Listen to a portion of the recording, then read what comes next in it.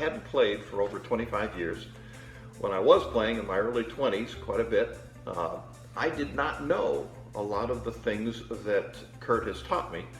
So there's upper register aspects of this that I am absolutely a school child learning how to do it. So I am definitely what I would call a work in progress. I'm getting there, but I'm not there yet. But I have really enjoyed it. Kurt is a terrific teacher, and I really encourage you to pony up and make the commitment to get better. Comeback players. These are people who've been off the horn typically for longer than 10 years, or you could be maybe 2 years. But the typical people that come in that are comeback players have been off the horn for 10 years. And if you look at some of my comeback player reviews, as much as 50 years. Can you imagine that? 50 years of not touching this guy. Hi, I'm Dr. Gerald Dowling. I just recently finished the upper register course with Kurt Thompson. I haven't played my horn in 50 years. Enjoy making music. I would highly recommend Kurt. If you are younger, at any level, whether you be in school, whether you're at the university, whether or not you're professional, or you, like me, just enjoy music, give Kurt a try. I think you'll be pleasantly surprised. So I also offer a free consultation over the phone or Skype. So that means no matter where you live in the world, you could kind of pick my brain about this course. So the consultation is about that, about the logistics, when we do it, how long the lessons are, how you send in your tuition, when to get started, when to get in the schedule, all those kinds of things, and what you can expect to get out of investing that kind of tuition in yourself for the next 4 months. If you're serious and you're about ready to take that step to really change your playing, it's a life-changing moment really after these 4 months, it really is. And just to have range and endurance and sound and just not be stressed out when you go to rehearsals, I mean, it just is just well worth it, folks. It really is. Just to have that off your head and just to be able to enjoy having fun with this instrument. I'm Kurt Thompson, and I'll see you, my friend, in the next one.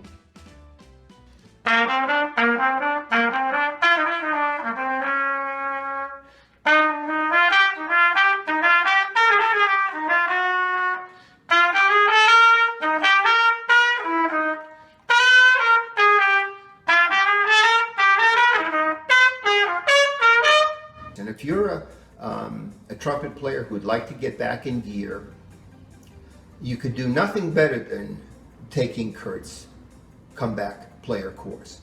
So I really recommend that you check it out and take lessons with Kurt. He's a terrific guy. He's a great teacher. He really cares about his students.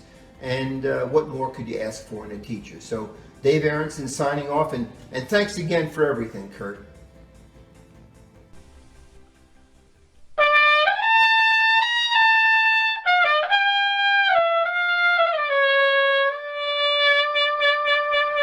Kurt's program has given me the ability to do that.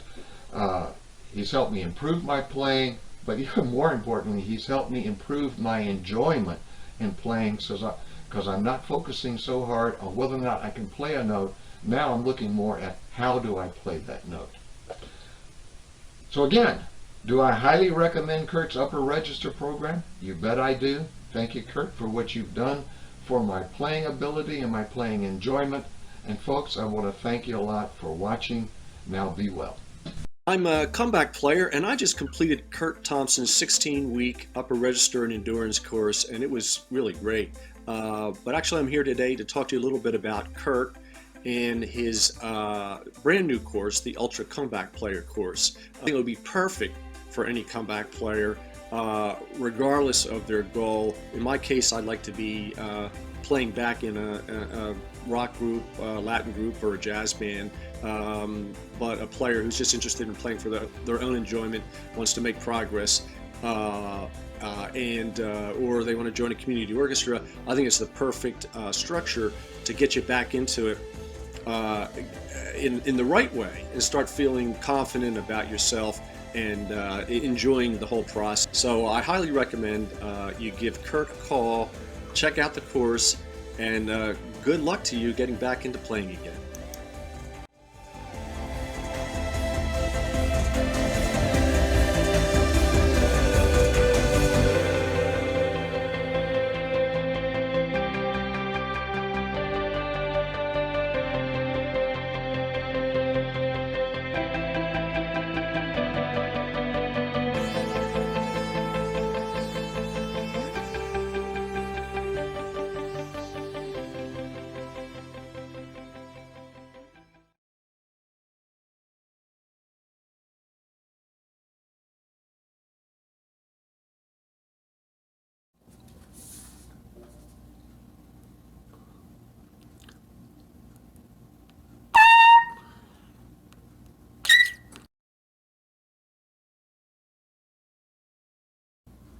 D.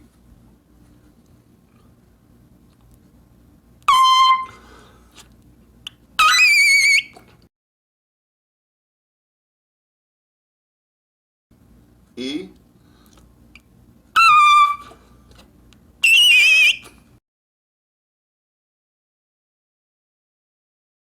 F.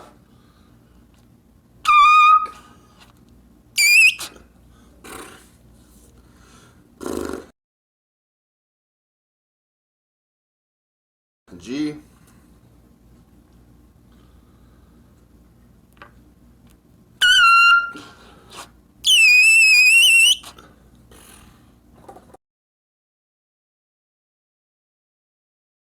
A.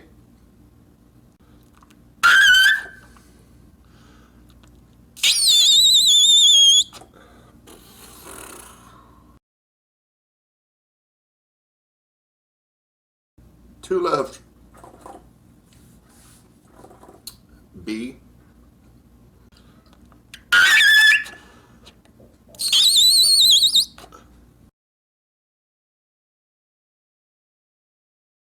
Yeah, we'll do one more. And C.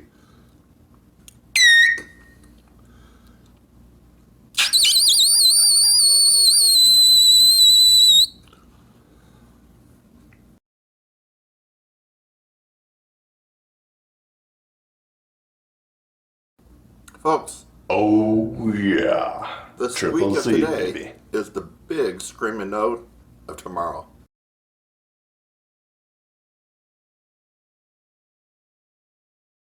You got to get that in your noggin.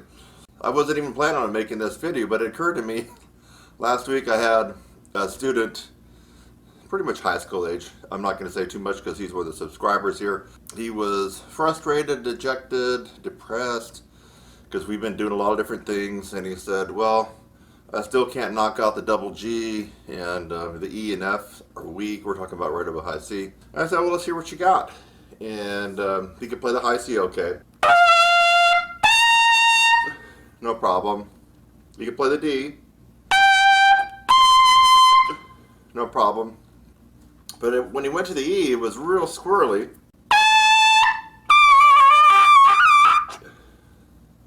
The F wasn't coming out. Nothing really there. And then the G, double G was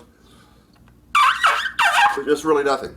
So I stopped him there and I said, okay, you're frustrated because you can't get a ball busting Birdland, Maynard Ferguson, double G. Yeah, that's right. I'm frustrated. I said, well, okay, don't blow a lot of air through the horn. Let's just hear you just squeak. Hit that note out. Squeak.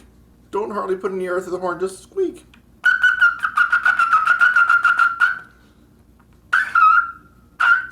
Squeak it out. He couldn't do it. He couldn't do it. If I'd had a loaded, dirty, hairy 44 Magnum, cocked it back and said, squeak that double G out or this gun is going to blow you to smithereens, we'd be having a funeral right now. He could not squeak it out. And that brought me back to my roots. And I don't know if you've heard this saying, but the squeak of today is the note of tomorrow. The squeak of today is the note of tomorrow. The squeak of today is the note of tomorrow. Okay, maybe you've heard that before. Now, what if you can't squeak? You must be a squeaker before you can be a screamer. So, are you hooked on trumpet screaming and screaming high notes? You love it? Yeah, I like it myself. Well, if you are and you want to be able to do that, but you can't squeak out the note that you want to get, doorbells and bells and whistles should be going off in your head saying, wait a minute, let me work on just getting a couple squeaks to happen first, and then we have a very tiny but small foundation to work on. So that is what this video was all about. It's kind of a trumpet lesson, isn't it? A tutorial. Go up like I did in octaves and see how high you can get, but don't worry about putting power beat. That's a different practice session. That's a different technique. That's Claude Gordon or whatever you're doing.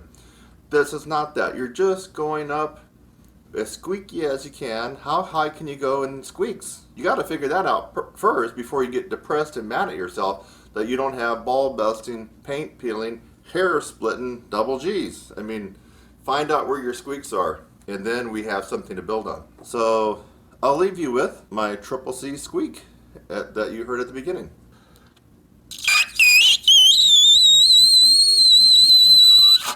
Gotta squeak it before you can scream it. Boom, Kurt Thompson. Like this video, subscribe, and watch a lot more. I'll catch you in the next one. Bye-bye.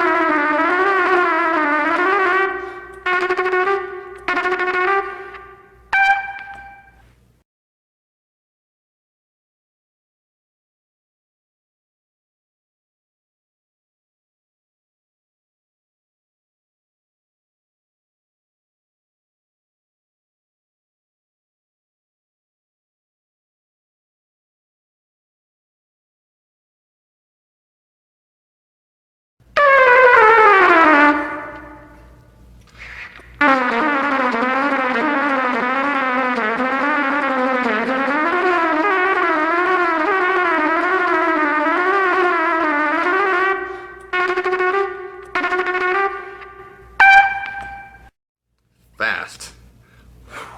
Whew, fast.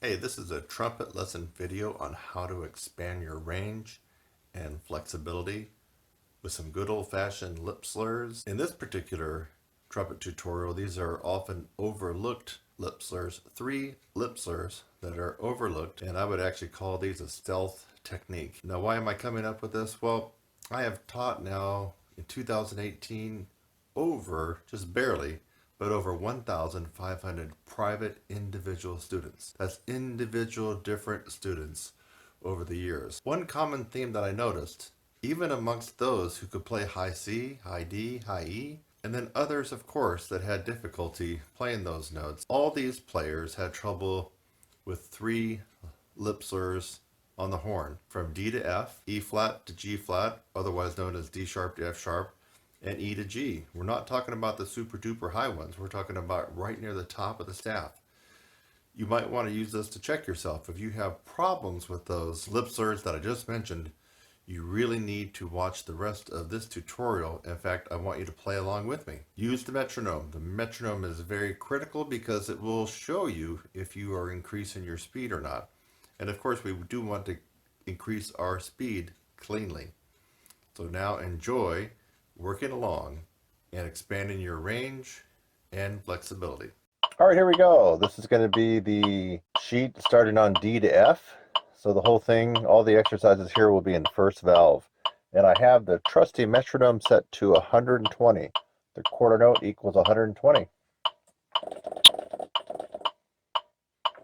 Now, in your own practice, you can do the repeats as many times as you feel like. For right now, we're not going to adhere to the repeats just for time. 1, 2, 1, 2, 3. 1, 2, 3.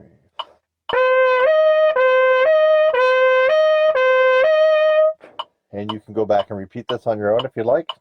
Now those were half notes, then quarter notes. Now we're into 8th notes. Second line. 1, 2, 3.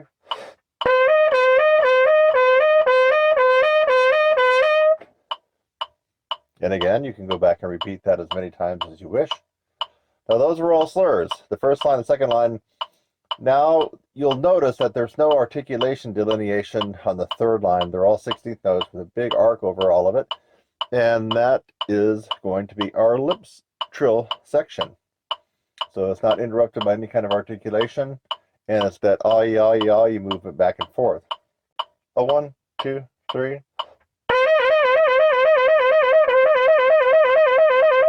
Or you could go back and you don't really have to tongue on the second measure. So let me just do several of them in a row. 1, 2, 3. 1, 2, 3.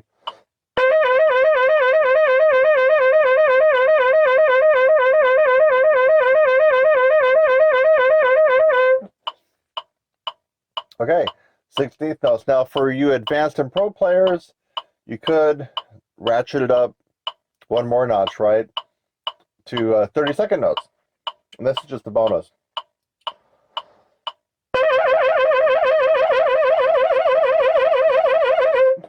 That should be pretty close to 32nd notes. But for everybody else, you'll just stick with the 16th notes that we have written on the page. Let's move on to the next sheet, which would be D sharp to F sharp. Again, these are the 3 most troublesome lip slurs on the horn. And if you can really work on these and get them down, I promise things are going to be so much better all over the horn, but especially in the upper register. So now everything here will be second valve. If you happen to observe on the first sheet, everything was first valve, right? So now everything here will be second valve. Here's the first line. The metronome has still been banging away at 120. 1, 2, 3. 1, 2, 3.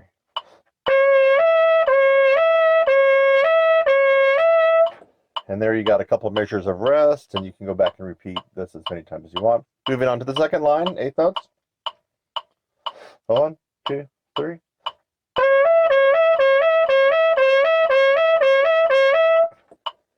Okay, you got your 2 measures of rest.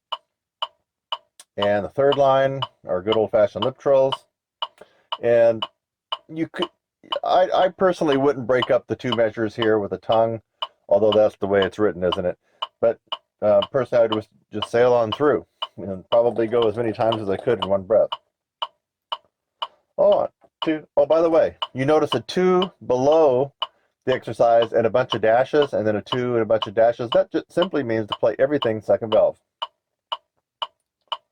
1, 2, 3.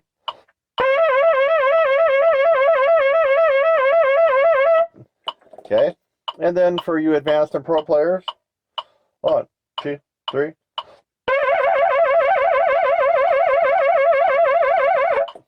Should be pretty close to 30 seconds on those. Moving along to the last sheet.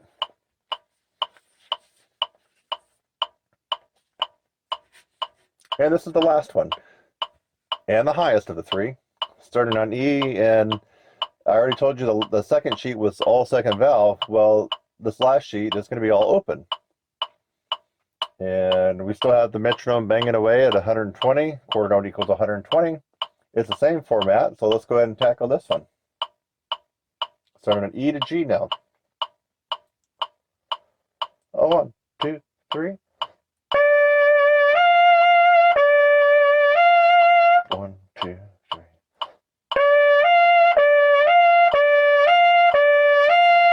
And then you got your rest there. You go back and repeat. And second line. 1, 2, 3.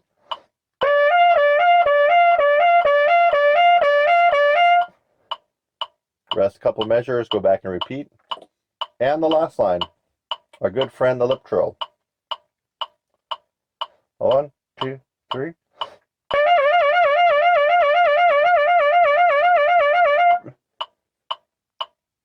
And for you advanced and pro players, the bonus round, 30-second notes. 1, 2, 3.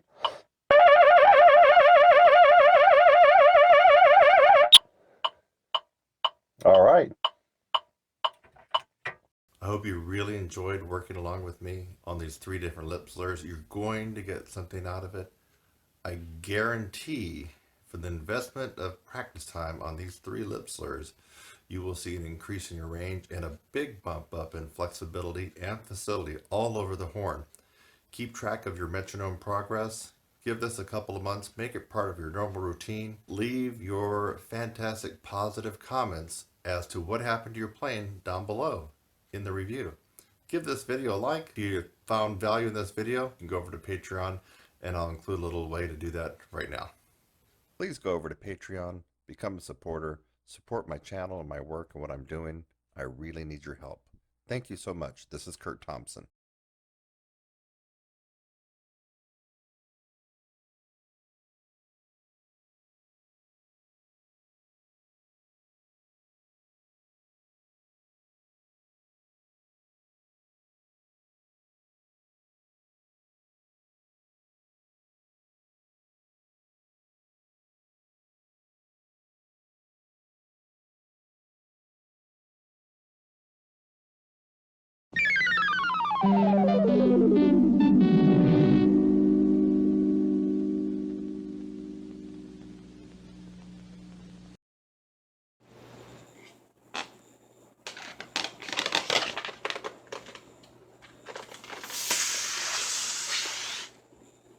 You just saw the first stage of compression for brass players.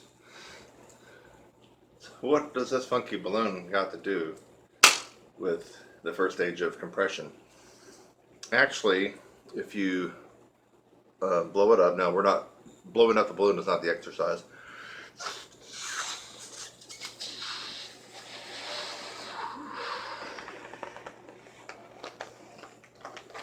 Okay, the first stage of compression is about taking in more air via your diaphragm into your lungs and creating so much pressure on your lungs that the air almost wants to force its way up through your throat and out through your mouth. There's so much pressure there, it almost feels like the horn is kind of playing itself. And there's a lot of energy behind that. If you just look at this balloon, I mean, if I just let it go, boom, it just went way up. I mean, there was energy there in that balloon. So, I'm not an engineer and I haven't studied engines and machines and rockets and stuff like that, but I do know one thing. There is a difference between a jet engine and a propeller plane, or that type of engine, and we're talking about planes. The jet engine is based on that principle of the balloon building up so much pressure, then poof, it releases all that energy. It's quite amazing. That's what we are doing as brass players in the first stage of compression. We are filling up our lungs with so much air to the point they're not going to burst, but that air is going to explode up through our throat, out through our mouth, and into the horn. And of course, we're able to regulate it along the way. So if you don't have the first stage of compression, that extreme amount of air pressure trapped inside your body, you could have the tongue arch going decently, and you could have the last stage of compression, which is your aperture. You could have that down pretty good. You're still going to be misfiring. You're not going to be firing on all cylinders like a Lamborghini would be, or a Ferrari. So there are exercises that I have my students do to really work the first stage of compression. And the one reason I have them do that is because it's the least complicated technique. And most students, whether they're 8th graders all the way up to comeback player, old timer people that haven't played in a while. I mean, most players, regardless of level, can get and master the first stage of compression, compressing the air velocity in our body. So, and yes, we can increase the space in our lungs. Did you know that? What happens if your lungs normally stretch out this much, but through some techniques I'm going to show you, they stretch out that much? Well, now you have this complete pressure cooker inside your body with this bottled up air just waiting for the air to explode. I mean, it's quite amazing. You have to have that. And is this important in only playing high notes? No. I found having great compression from stage one, from the initial stage of compression at the diaphragm level, is really, really helpful for getting a great tone and having that effortless quality of playing in the low and middle register and the kind of lower upper register, which I would call high G, high A, high B flats, right around there. So this is really, really important to your brass playing abilities, your tone, your output, and your endurance. If you don't have compression at the first stage of compression through diaphragmatic breathing, you're going to be using these. You're going to be taxing out and juicing out your chops, and you're just not going to have a lot of endurance. You're going to be pushing the mouthpiece harder to get the results that you want. You will be able to get it temporarily, but eventually you're going to be blown out and fatigued out.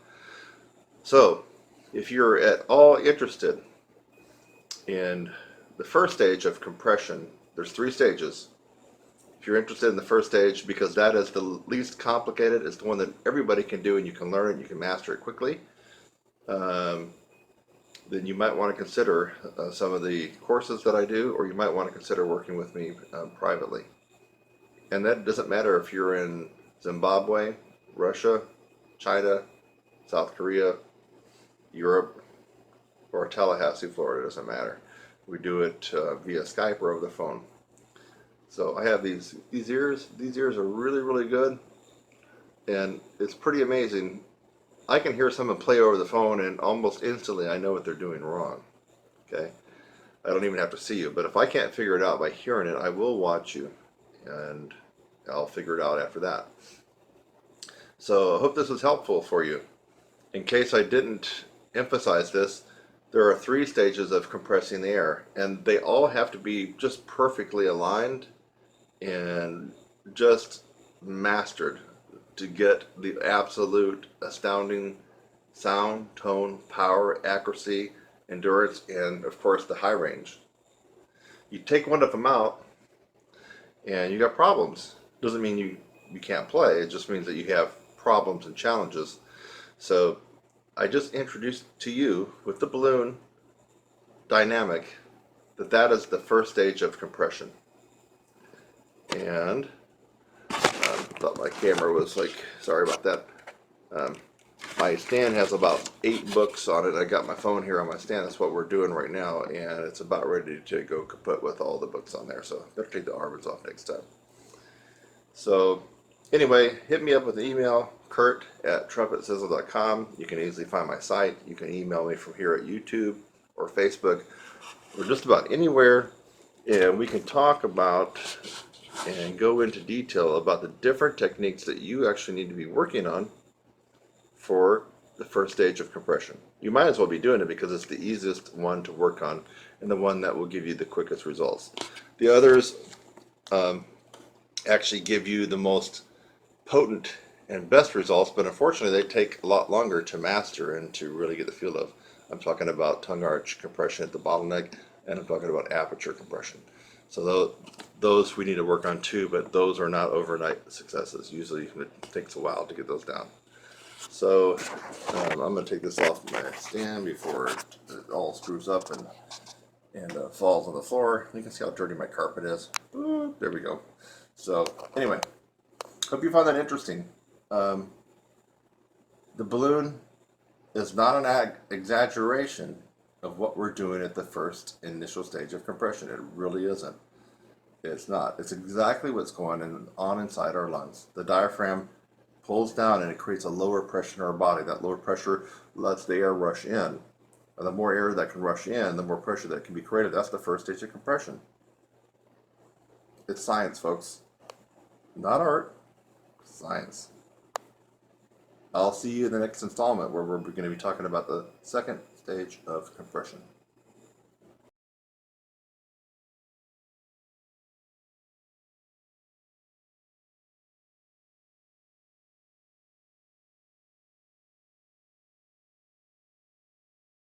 That moment when you go, I shouldn't have taken all those days off the horn. Now, we've all had that moment. Really, we all have had that. And then as you practice and kind of get back in the groove, the great stamina and the range and endurance and your tone and accuracy and sound just seems to be a little bit out of reach as you practice every day to get back to where you were. At some point, it dawns on you that you are back, but how long was it that it took you to get to that point? And that's the ambiguous, elusive part of when you take off from this instrument. It's very unforgiving. Unforgiving, let me give you an example. I've been so busy over the last week that I wasn't able to get to the gym, my 3 or 4 days a week. So it's been 5-6 days. I went to my same machines and weight workout routine thinking that I was going to be weak, not doing that well, not have a lot of energy. And because we're talking about large muscle groups, I actually felt stronger. I had a hell of a workout. That's a week off. So what's the difference in taking a week off from running, walking, working out, Zumba, yoga, hiking, whatever it is that you do? And then you get back in the groove almost right away. But on this instrument, What is the difference? I am not a doctor or a scientist, although I play one on TV. But I suspect that it's because of the extremely small, fragile, and fine muscle fibers that are right here in our face that are a lot different than the big muscle groups of our legs and our back and our shoulders and our chest and our arms. So it's very, very weird about our embouchure and the fact that within 24 hours of not playing, it seems like the tone and the muscles tend to atrophy right away. You know that, right? Don't believe me? If you've been playing 3 or 4 hours a day and gigging several times a week, and you all of a sudden go to nothing for 3 days, try it. Your chops will just be like wet spaghetti. I mean, it'll just be like blah. I mean, my suspect is due to the fact that we have very, very small feather-like muscles around here, and not the huge, dense muscles of our shoulders, buttocks, legs, back, chest. And then I guess the most dense muscles are our abdomen and our calves. Those are the ones supposedly you could work out every day and they're still going to get stronger. So this tutorial here is giving you a little bit of some inside information that can only come from a guy who's been looking at this stuff for decades. I know, not 1 year, not 5 years. I've been playing longer than 5 years. I've been teaching, I've been looking at this stuff for maybe longer than some of you have been even on the planet. So I've come down to a ratio that you saw in the title, 3 to 1, 3 to 1, up to a certain point. What I figured out with my students and myself, it takes about 3 times whatever you took off to get back, up to about a month. After that, it changes. So maybe that didn't seem clear. Let's just give you an example. You're used to playing every day. You're used to practicing 2 to 3 hours a day, which is good for an advanced or professional player. Maybe you're in a rehearsal band once a week and you gig once or twice a week, or maybe once every other week. It doesn't matter, but you're used to playing a lot. You take off 1 complete day on your horn, and it just may take you 3 days to get back to where you were. A lot of times I do recommend that for myself and students, just to let this heal and let the muscles really get stronger and recuperate. Yes, you do have to do a graduated practice regimen for a couple days to get back to where you were, but you're going to be stronger, the way I have my students do it and the way I do it for myself. But so 1 day may not be the best example, but that is the ratio. 1 day off on the horn, and you got to take 3 days to get back to where you were. But now let's do a little bit more extreme. Let's do, you have a weekend jaunt with your girlfriend or your wife. Or if I'm talking to a female brass player, with your boyfriend or husband or partner. So you're going to be gone off the horn now for 3 days. What you're going to find is, now this is where the data really comes in.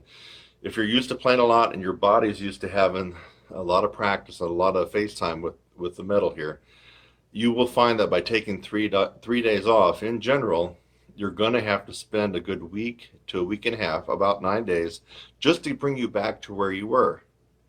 So most of you don't know that, and so you get a little frustrated as you come back in a couple of days and you're going like, crap, You know, I only took off 3 days, but I'm not even playing as good as I was last week. Oh, that's why. So you need to have that in mind. You need to go ahead and prepare for that. If you're this summer is winding down in about another month, but maybe you have a week-long vacation with your family. And I know that's the case with some of my students. They're telling me, I don't know how I'm going to be able to practice every day, whatnot. So I give them the suggestions on how to do it, but the fact is, a lot of times you get distracted and you don't practice. So I'm here to tell you, you take off 1 week for the family vacation and don't touch this at all. I mean, nothing, zero. You're going to spend about 2.5 to 3 weeks just to get back to where you were. That's the sad fact, but you need to know that fact so you can prepare and just know, and that'll reduce your anxiety and frustration levels. Now, for all of us that fall into that parameter of a 3-to-1 ratio, you're always going to be able to cite the one exception. I remember reading, was it Roger Ingram's book, where he talks about that he traveled from, now it could be somebody other than Roger Ingram, I'm thinking Roger Ingram, but he moved from the East Coast, I believe, to the West Coast, and he wasn't able to practice. He said he did some mouthpiece buzzing or something like that. But he tells a tale about how he was off the horn for a week and started playing, and he just like, you know, like he never fell off the horse. He, no problem, no nothing. He would be the exception if I'm quoting him correctly. Most of us would not be able to go a week without playing, and then all of a sudden, you know, you're gigging, you're playing, you're teaching, you're doing all these things, you're practicing 3-4 hours a day. Most of us can't do that. He would be the exception. It's kind of funny. Here's a little bit of trivia that I found from one of Maynard Ferguson's interview. He tells a story about how people used to be amazed and in awe and wonderment. Wow, Maynard, you just show up to the gig and all of a sudden, I want 2, 2, 4, and then boom, he starts playing like, you know, he's just killing it. And they're like, this guy is amazing. Maynard can show up on the gig and doesn't even have to warm up. Well, Maynard in one of his interviews says that he does warm up. He never just shows up to the bandstand with it, pulls his horn out of the case cold and plays. And he said his secret is he's usually warming up in the car, at least during this juncture when he was playing. He was warming up on his drive to the gig or to the rehearsal, and he was all warmed up by the time he got there. So he didn't have to play but just a note or two, and then he went for it. So even Maynard, you know, had to make sure that he was, you know, warmed up and playing for a gig. And I suspect that if he took off a couple of weeks, he probably would feel it, and he would have to, you know, definitely take some time to get back to the horn. So this is a very important tutorial, mainly for strategy and mainly to reduce your stress, anxiety, and frustration. I mean, if you know in advance that if you go on that vacation, or if you're without the horn for 3 or 4 days, you just have to know it's going to take you triple the amount of time to get back to where you were before you stop the horn. That's very, very important data, folks. This tutorial, although it's free, I mean, it's priceless. It's gold in your pocket now that you know that. So let's carry it to extreme. You take off 2 weeks on the horn, expect to take, you know, a month and a half, probably a month and a half to get back to where you were. You take off 3 weeks, it may very well take you 2 months to get back to right where you were. It doesn't mean that you can't play, and it doesn't mean that you can't go to some of your gigs or rehearsals. It's just you will not be firing on all cylinders like you were before you took off. I mean, 3 weeks without touching this? Hello? Man, your face is going to go to jello. I'm just here to tell you, if you don't believe it, I mean, it is. It's just going to go to jello. Now, what happens when you get to a month? Now, once we get to a month, the ratio changes. So the ratio of that 3-to-1 magic elixir does kind of stop around a month. So after a month, the ratio changes. It goes down. It might go to 2-to-1. You take off, let's just say you take off 6 weeks. It's not going to take you 18 weeks, you know, to get back in the groove. Maybe it might take you 2 months or something like that. So this ratio is useful up until about 3 to 4 weeks of not being on the horn. And this is for all brass instruments. So you can use this ratio, because most of us aren't going to take off a month. If you do that, that means something's probably gone pretty bad in your family or for your personal life. Maybe you were in an auto accident. Maybe you came down with some kind of disease or something. So something tragic or bad happened if you're taking off more than a month on the horn.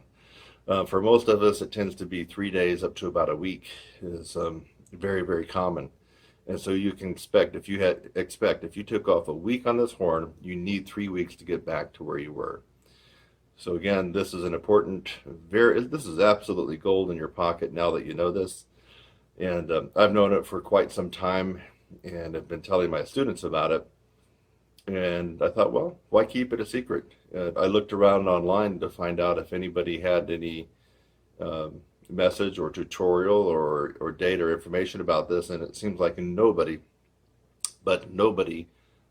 talks about this or even knows about it. Or I'm sure people have thought about it because you're frustrated when you're off the horn and you come back and just like your mouth is like jello and you just can't play. So there you have it. Now you know. Now you can prepare. You know, if you're going to take off 3 days on the horn, you need a week and a half or 9 days to get back. Most commonly, if you have to take off a week, 7 days, give yourself 3 weeks to really get back to where you were. It's going to take that amount of time. And the other thing is, and this is probably a topic for a different tutorial, and there is a way to get back. If you've been playing 3 hours a day and you take off for a week, you just don't come right back in on 3 hours a day. You're really going to shoot yourself in the foot.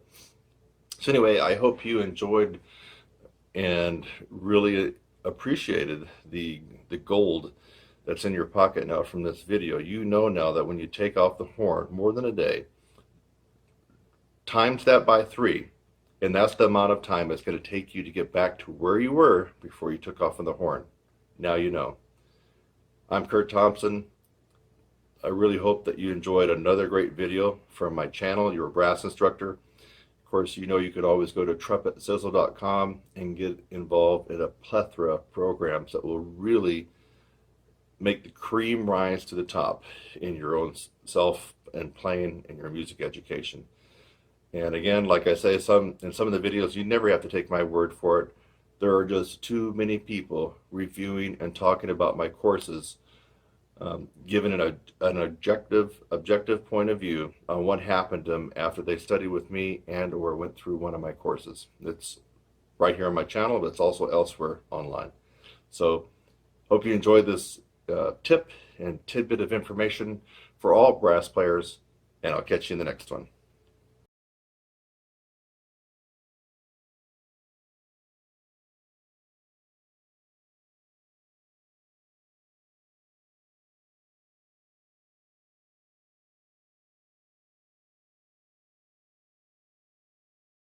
Hey, fellow lead trumpeters, screamers out there, high note hitters.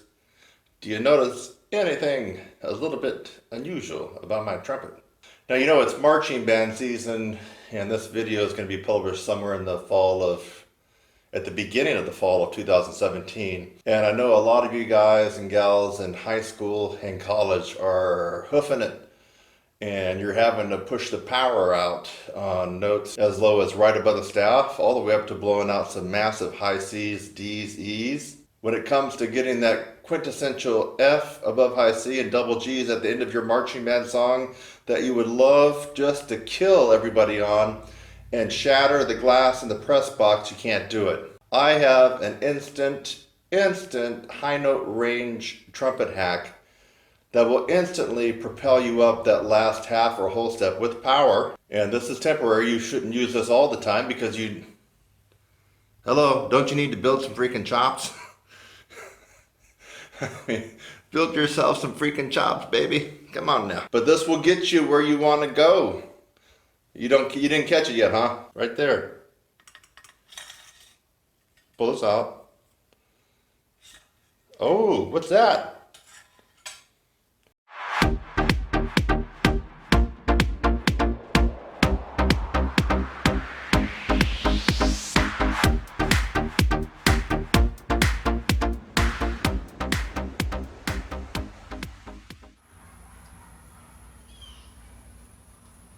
What do you look at me for? Go to my other channel and watch the rest of the tutorial. Hello? Hello? Hello? Don't just keep looking at me. Go watch the rest of this tutorial on my other channel, Fast Results Trumpet Courses. Hey, you're still... Come on, go. Go now. Go, go, go. Beat it. Beat it. Bye-bye. Go. Go.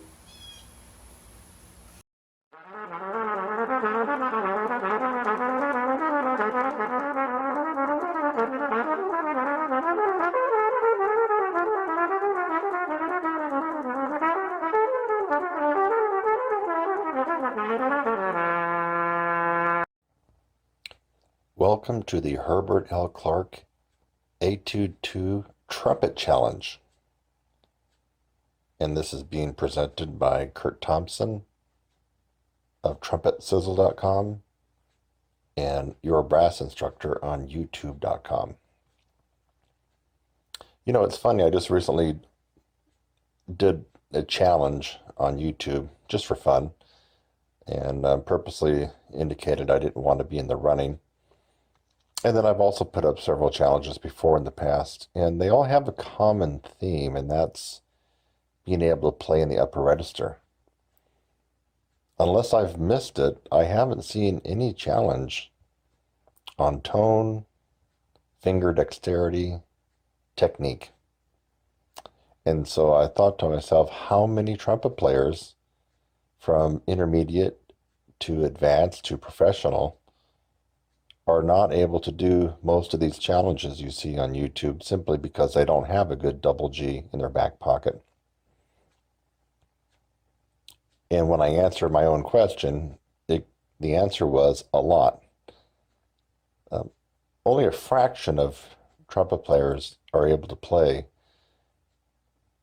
Fs, double Gs, double As, and double Cs, and most of them can't do it well. They're not really the type of players you want to hear doing it. That leaves an ultimate fraction of the entire trumpet universe that can play and sound well in the upper register. Everybody else cannot, so why not make a very interesting trumpet challenge that doesn't force somebody out of the game right away because of high range? Isn't that a good question? I think it is. Anybody who's been on my channel knows that I'm all about the physical part of trumpet. I mean, I'm more about other things too, but I'm all about first getting the physical, because if you shun the physical and just work on music, you're not going to sound very musical because your tone will suck. Your endurance will be faltering. Obviously, you won't have any range. You won't have any fingers. The physical has to be there. And the Herbert L. Clark book is just one staple in a trumpeter's practice diet. That's a must. So here you go, folks. You don't need to have a double G for this trumpet challenge. In fact, all this trumpet challenge this week, and we're talking about the last week in February of 2018, it spurred my imagination as I've watched countless people struggle with the most recent trumpet challenge, which involves some very, very high notes. And I thought to myself, what if these guys could apply, and gals, what if these individuals could apply themselves to a trumpet challenge that is extremely challenging and difficult, but you don't have to rely on double Gs and double Cs to win the challenge. And I've come up with the perfect challenge. It's the Etude 2 at the very end of the second study in the Herbert L. Clark Technical Studies book. So the metronome marking is important, and the style and phrasing is important. It's not difficult. And of course, the right notes are important. The sum of it all together does make it quite difficult because you have some real finger twisters in the Etude 2. When you turn the metronome on at 144 equals a quarter note, it really, really becomes quite a snarl to be able to accomplish all this, sound smooth with a good tone, and play even. I think I personally would like to have trumpet players focus just for once on something that's not range related, Let's see how fast your fingers are, how even you play. Your tone down below the staff. And I'm raising my hand right now. My tone is not the best on low G's below the staff. I'm guilty. But others that I've heard sound beautifully, just gorgeous. Low C's all the way down to low G's. That's not an area that I focus on, but I realize it's still part of the trumpet game. I mean, we still got to be able to sound good in all areas. And so my hand's raised as guilty. I know I don't sound the best on low G's below the staff, but I bet some of you trying this challenge will sound great, and I want to hear that. Let's make it even more interesting. How about this? The grand prize for whoever plays the best in all aspects. Tempo is definitely high up there, and accuracy is too. We're going to go and give them the Herbert L. Clark course, the 90 days to razor sharp technique that I have. It's going to be on the house free. It's going to be the prize for whoever wins this. You know, even if you don't win it, I mean, it's not much money. You know, you can go to my website. It's, you know, under $100, you know, for this 90-day course. So it's really not much money anyway, and most of you should be involved in that course anyway, because it helps expedite your progress in the Herbert L. Clark book. But let's set that aside as far as everybody else, and we'll talk about the winner. The winner will receive the 90-day course from me regarding the Herbert L. Clark technical studies. So there you go. Now everybody who's working on this has some skin in the game, and you have something to win. How cool is that? And you're not required to pay anything to get involved with this challenge. You do need to submit a video that shows yourself. This can't be anonymous. You have to have a real first and last name, no usernames. And you have to show your face, you have to show yourself, and you have to mention my name and that we're doing this trumpet challenge. That's it. Free, except for your time and sweat equity into this project. I'm excited to see all the people who didn't have double G's in the last so many trumpet challenges come out of the woodwork, get involved, and have some fun.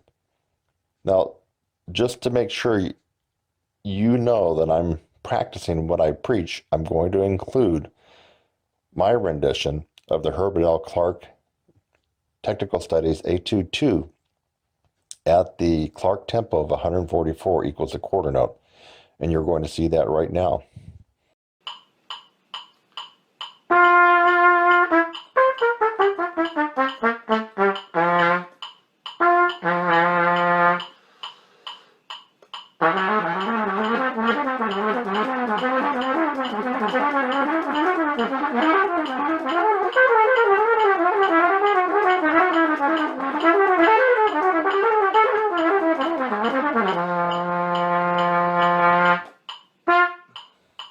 You should already own the Herbert L. Clark Technical Studies, which is the book that contains this Etude 2 for you to practice for the challenge.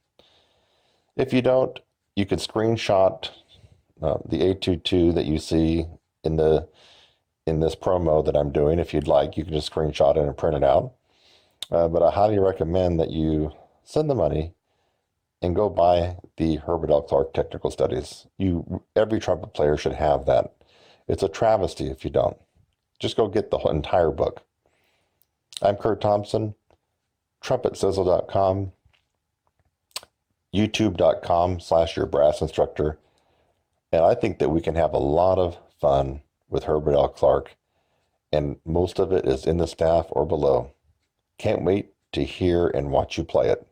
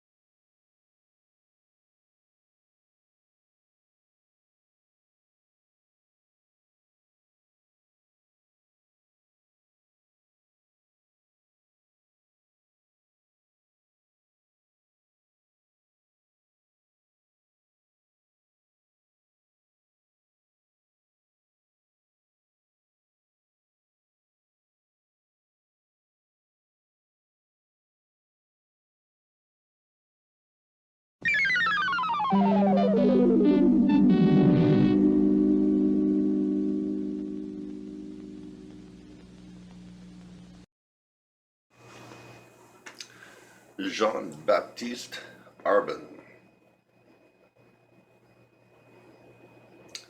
If the Arbin's complete conservatory method for trumpet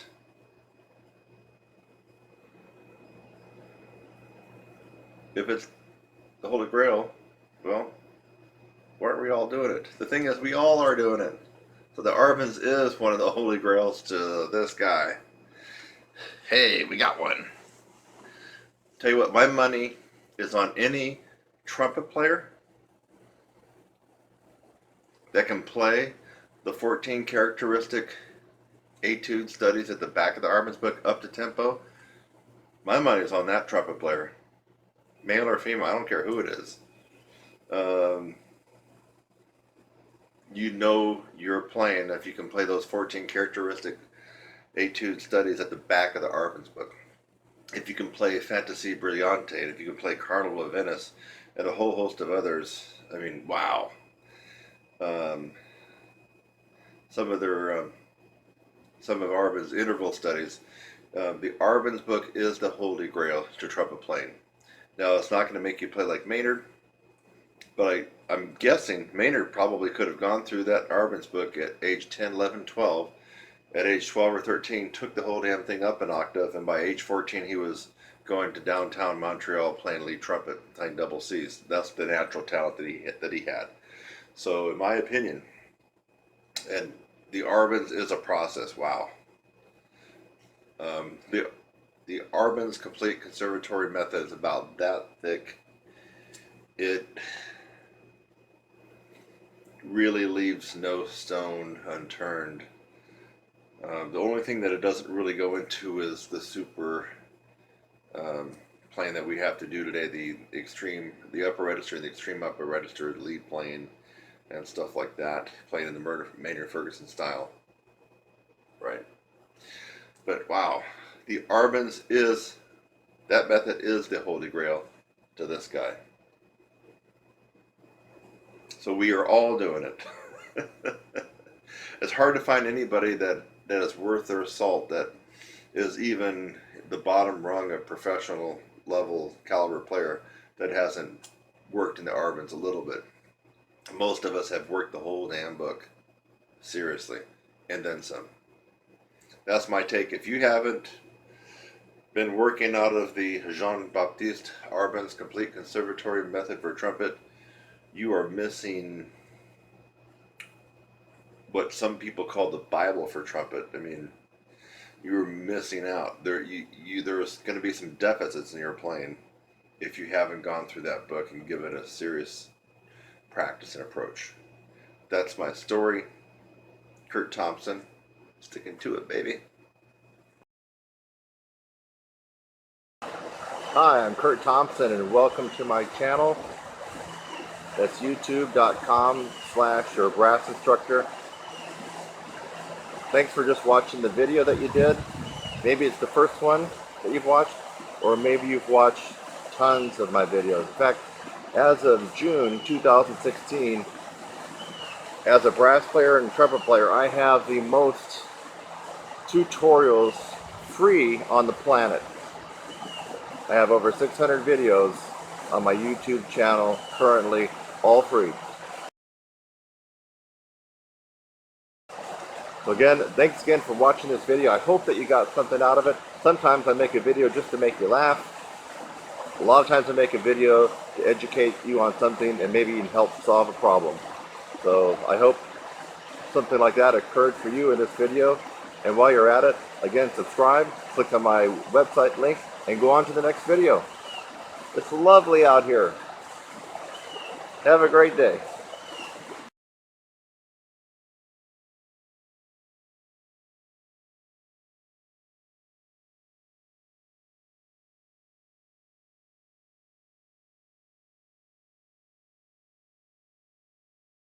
Are you playing on 2 or more mouthpieces on a regular basis? Bad idea. Throw one out. 'Learn to play on one for everything. This guy right here. Do you think he was a jack-off and fumbling around with a bunch of mouthpieces all his life? This dude over here, same thing. The best of the best choose one mouthpiece to fit the bill. Maybe 1 or 2% of the time that you have to play something that's so whack out of your normal playing style, maybe for that special occasion. Give you an example. I almost always play above the staff wherever I play. I mean, that's what I got to be good at. But if someone called me in to play Come to Jesus in whole notes at the New York Philharmonic sitting third trumpet, I might have to get me a Bach 1.5C.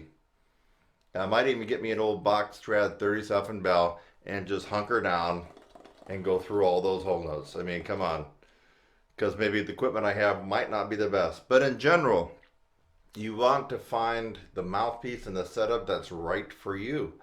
Now here's why you don't want to be the fool that plays on 2 different mouthpieces. Number 1, at the very least, even if you're as good as this guy, and even if you're as good as this guy, guess what's going to happen to you?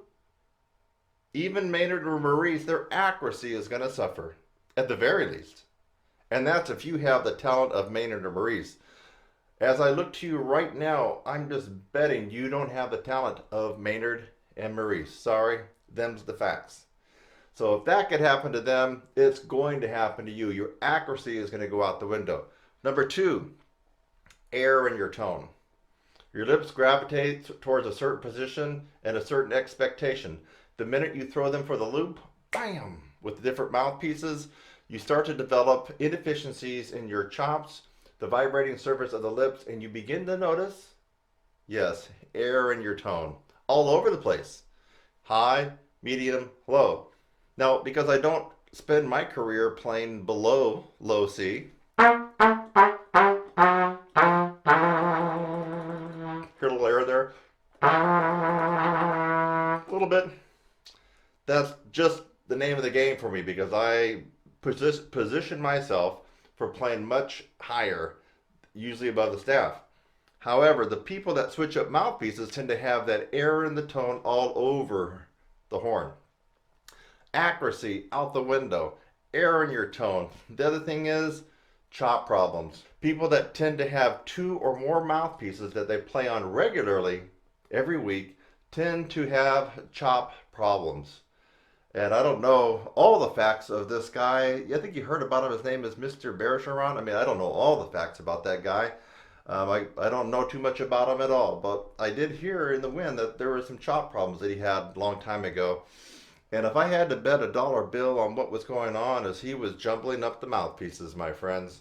He was playing on more than one mouthpiece. Maybe a host, maybe he had a flugel mouthpiece for this and a pick mouthpiece for that. And maybe he had a mouthpiece for a big horn to get a larger, warmer, darker sound for some classical session work, and then maybe he had his normal setup. I bet you, if I had to roll a dice and bet a dollar, it would be because he was playing on too many mouthpieces. You start playing on too many mouthpieces on a regular basis, and you're going to have chop problems at some point. If it doesn't come for you this week or next month, it's going to come for you 3 or 4 years from now. Come on. So the word is, what are you going to not do from now on? You're not going to play on 2 or more mouthpieces regularly. If you have to, get a shallow mouthpiece because you need to play a pick part and you normally don't play in that register, then by all means go ahead and do it. If you're normally lead player and you get called to play third trumpet or second trumpet in the Messiah, you might put your horn equipment, your lead trumpet equipment away, and you might get out your, dust off your old Bach Strat, pop in a Bach 1 1/4 or 1 1/2 and go to town on those low notes. So otherwise, you want to stick to one mouthpiece. The request should be to find the absolute best mouthpiece that you can play almost everything on, and that's what you stick with. If you don't want to have the problems I mentioned. What are the 3 problems that you're going to have if you play on 2 or more mouthpieces every week? You're going to have accuracy problems. You're going to miss notes. You're going to get air in your tone, guaranteed, but in all registers. And 3, serious embouchure and chop problems are coming for you, my friend, if you decide to dance with the devil, and the devil is a 2 or more mouthpiece dance. I'm Kurt Thompson. Like this video, like it a lot, and go ahead and subscribe if you haven't already. and I'll see you in the next fun video. Bye-bye.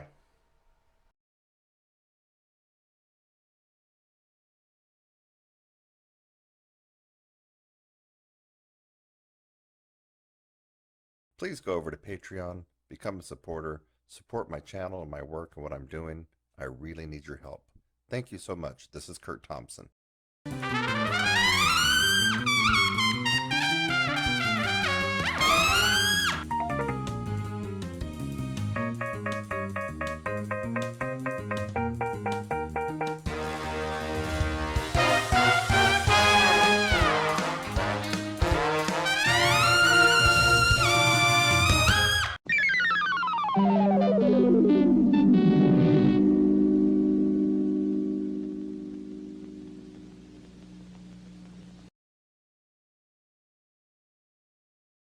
This is a test of endurance for the classical trumpet player.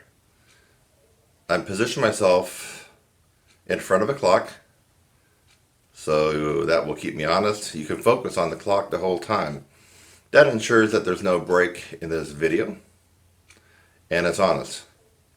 The test of a professional caliber principal trumpet of any symphony orchestra in the world is to be able to play through the third variation of the Fantasie Brillante 3 times in a row. Let's give it a shot.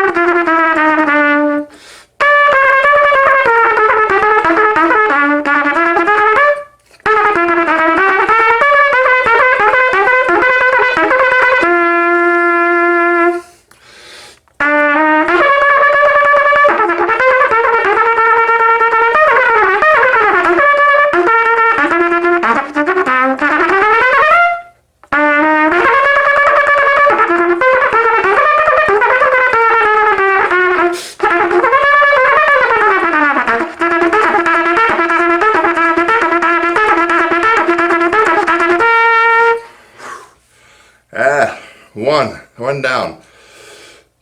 Catch my breath. The clock is still keeping me honest. The tape is still rolling. Okay. That was one down. Now, let's just cut to the chase. I am not striving for perfection here or for style or anything like that. I'm just simply trying to go through this 3 times, almost back to back. So that was one time. Here we go. Still watching the clock.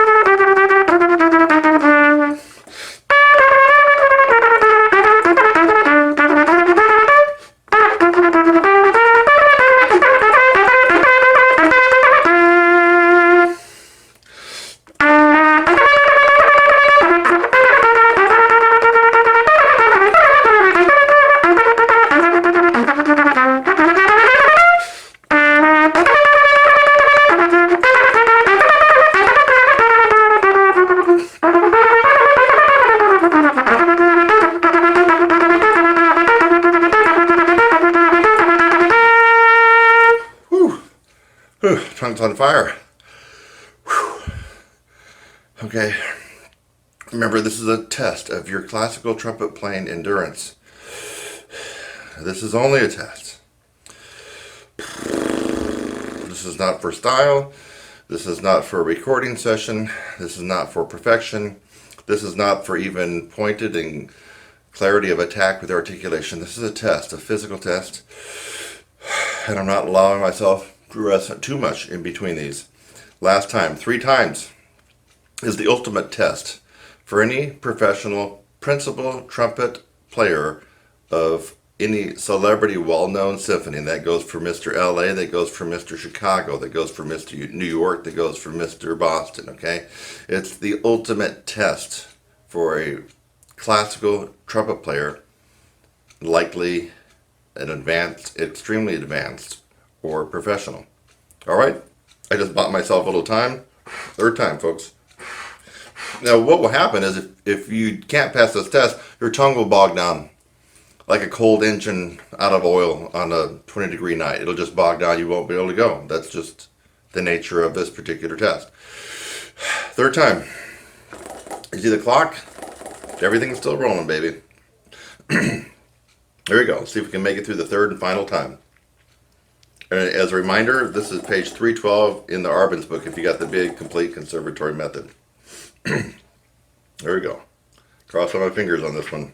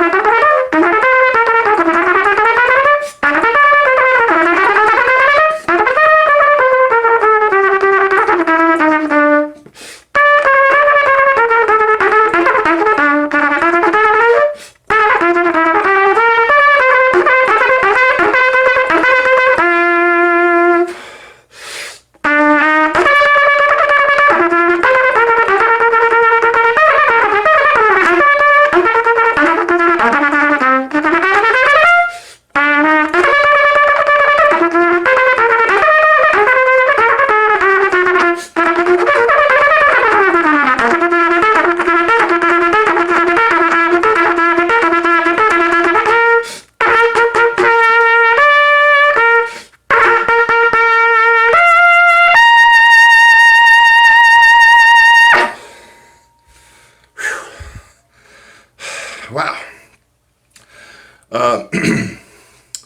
It was touch and go at the very end. As you could tell, I really felt like I was bogging down. And when you bog down, folks, on something like this, you can't make your tongue move. That's just it. You might still have some chops to play a little bit longer, but all this, gone. So this has been Kurt Thompson. I brought to you the ultimate classical trumpet player's test of endurance. And it came from the Fantasy Brillante in the Arbin's book, the back of the Arbin's book, and in my book, if you have the real thick book, kind of looks like this, about the size of a Bible or an encyclopedia. It actually is on page 312, at least in my book. And this is what it is. Tough. I'll probably take a little snapshot and put it up at the beginning and the end. And for everybody else who's not primarily a classical trumpet player, and you mainly do jazz, or you mainly do commercial or Broadway or lead trumpet, I'm here to tell you, don't even fool around with this. Don't even attempt this. You're going to hurt yourself. I'm not joking. I'm laughing, but I'm laughing if someone were to try this. If you're primarily a lead trumpet player, or you're a commercial player, or you're a session player, you mainly go in and read little ditties and little jingles, or you're in Seattle and you're playing lead trumpet for the Broadway shows there at the Paramount or the Fifth Avenue, the Pantasias down in LA, and that's primarily what you do. Don't even think about doing this. You're going to hurt yourself. You're going to hurt yourself bad, real bad. At the very least, it'll screw up your tongue so bad that you can't do your tongue arch and your range will go kaput. And you will be a very ineffective lead trumpet player. This is for serious classical trumpet players who make their living playing and teaching primarily classical trumpet. Test yourself. The clock has kept me honest. I have not made any cuts. I have not edited this out. Even the couple little stutters that I've done, I've not edited that out. Nothing's been edited out because the clock has kept me honest. I went through it 3 times, and see if you can do that. Test yourself. And if you can't do it, hit me up with some comments or questions, probably questions, and I'll give you some pointers on how to best accomplish that. Otherwise, if you found this of value, if you liked it even a little bit, go ahead and go down there and click the like button, give me a thumbs up. And if you're a classical guy or gal and you're not a subscriber, why not subscribe? Just to let you know, behind this video, there's over 1,000 videos similar to this. And you might just get something out of it. At the very least, you're going to be entertained on some of the stuff that I do. You might even laugh at some of the stuff that I do. But mostly you'll probably find quite a lot of value in the stuff that I do. I'm Kurt Thompson. Please like, please subscribe, and I'll definitely catch you in the next one. So long for now.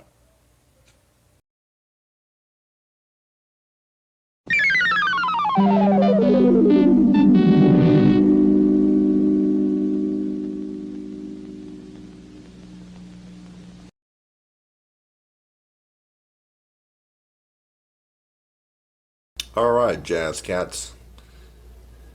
I'm getting a little bit long in working on the jazz, developing your ear so you can start to spit out some of the stuff you're thinking of. And this is going to be a great jazz trumpet lesson for you cats out there that want to try some ear training. We're going to take the first part of the melody to I Dream of Jeannie, and we're going to run it through the cycle of force through all 12 major keys. And I'm going to tell you right up front, well, you should already know, I am not the quintessential jazz musician yet, but it's getting there. So in other words, I'm out of my comfort zone. I'm out of my expertise. So it's not likely that I'm going to fly through all 12 keys perfectly. This is about using your ears and hearing and feeling the notes on how they lay out your fingers. And it's this is you should already know after watching some of my jazz stuff, I'm just getting into this, but I am getting better. I would think I Dream of Jeannie is more complicated because it has wider skips in it, and anytime you go a lot wider when you're trying to construct a jazz solo, and especially in various keys, things get more difficult. So we're not going to take it too fast. I'm going to go a little bit slower than probably the original tempo, and you guys can go along with me if you want. So what I'm doing is just starting on the original, I believe this might be the original starting note for the main melody in I Dream of Jeannie, but if it's not, it's okay. It's the key of R, G, concert F, G. And so after I start the first one, I'm just going to go up in force, or up or down, depending, but it's still in the cycle of force. So the first one is started on E. Okay.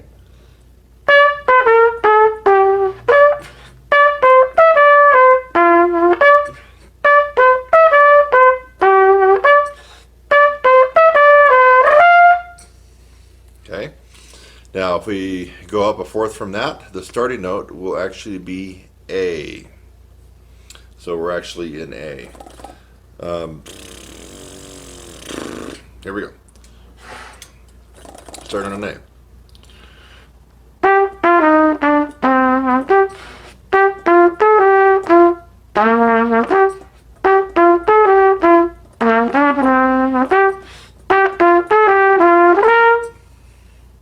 Okay.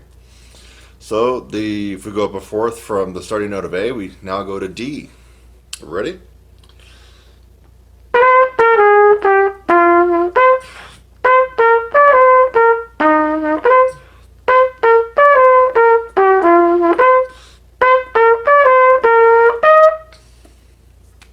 You can hear me still kind of bobbling around, but I'm a lot more improved than I was, say, a year ago before I started getting into this. Okay, so we started on, what, D? We got to go up a fourth, and so we'll be starting on G. And we don't have to make this a high note thing, so can we actually start down on the middle G? We probably could.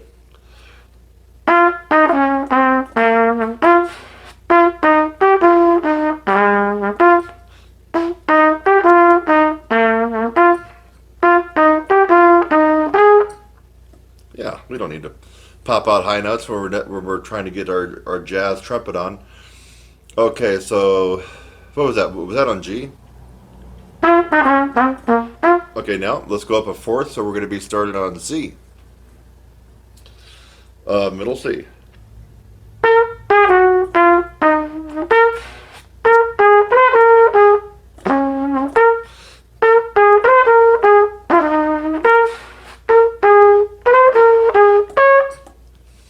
Really using my ear for this stuff, folks. I mean, really. You know, I'm not looking at any music, and I don't know if you can tell. I'm just closing my eyes part of this time when I'm doing it. So we started on C. Let's go up a fourth. That'll have it started on F, the starting note. Okay, it's going to get a little more tricky. Can we actually start on the low F, or are we going to run out of room?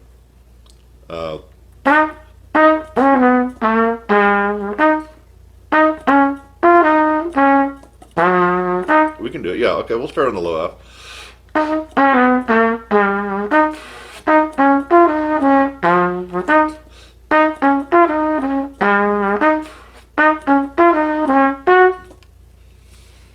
Whew. All right, folks, let's climb into the more interesting keys. Okay, so what are we going to start on? B flat? Starting on B flat, folks. And we do need to go up into the staff. We're not going to start down on the low B flat. That's not going to work for us unless we go to the pedal tone range. Here we are. We're starting on B flat. We're still doing I Dream of Jeannie, just the first part of it. And we're obviously down from the original tempo. Here we go.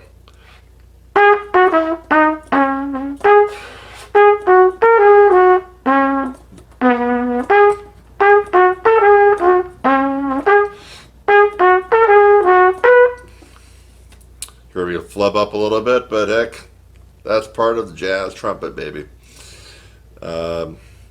Let's go to, unless you're Arturo or John Faddis or somebody like that. Or actually, really, the quintessential person that's not going to flub up is going to be Chet Baker. That guy doesn't miss. Seems like once he knows just one note of a tune. I mean, if he was doing this, I mean, he probably would have already finished right now. Chet Baker just would have flown right through all of it. So he's the dude. So, and right now I'm not. But I'm trying. Okay, so where are we at now? We're going into, we're starting on E flat, right? Here we go, baby. E flat. Can we actually start down low? Yeah, we can start up a little higher. Here we go.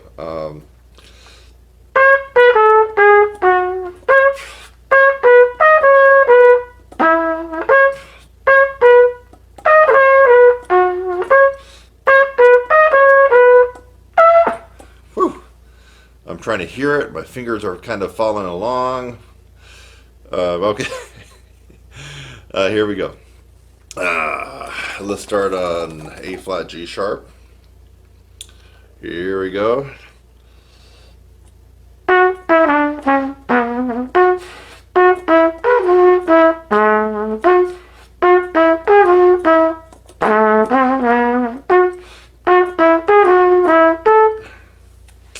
Whew, I'm having to use my ear, folks. I mean, big time. Okay, so what was that? A flat G sharp. So we go up a fourth, and we're on D flat C sharp.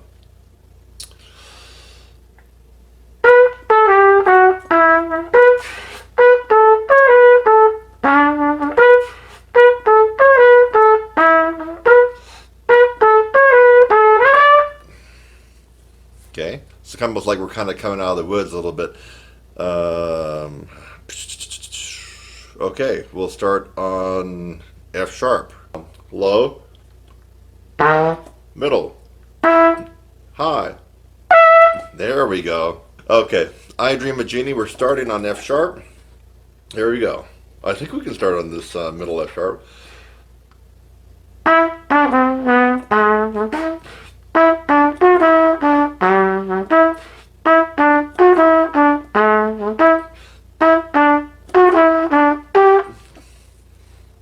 right, moving on to up a fourth would be B. Then we'll start on middle B.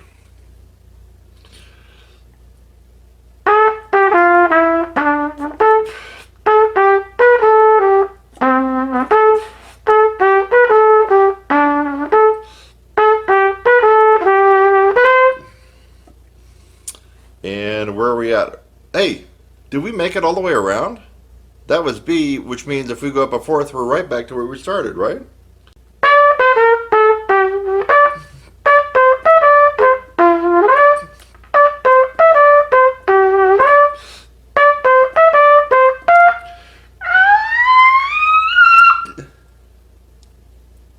If you did that with me, or if you do it on your own, I feel like you just went through something that was a little bit beyond just the beginning jazz trumpet.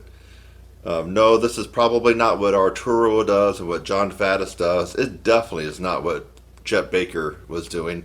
I mean, we're still baby steps. But when it comes to the world of jazz, I believe this particular jazz exercise and routine is not a pure beginning jazz deal. I believe that this would have to fall at least around the intermediate level. I don't think that you can take too many beginning jazz students and have them do what we just did through the I Dream of Jeannie TV theme show.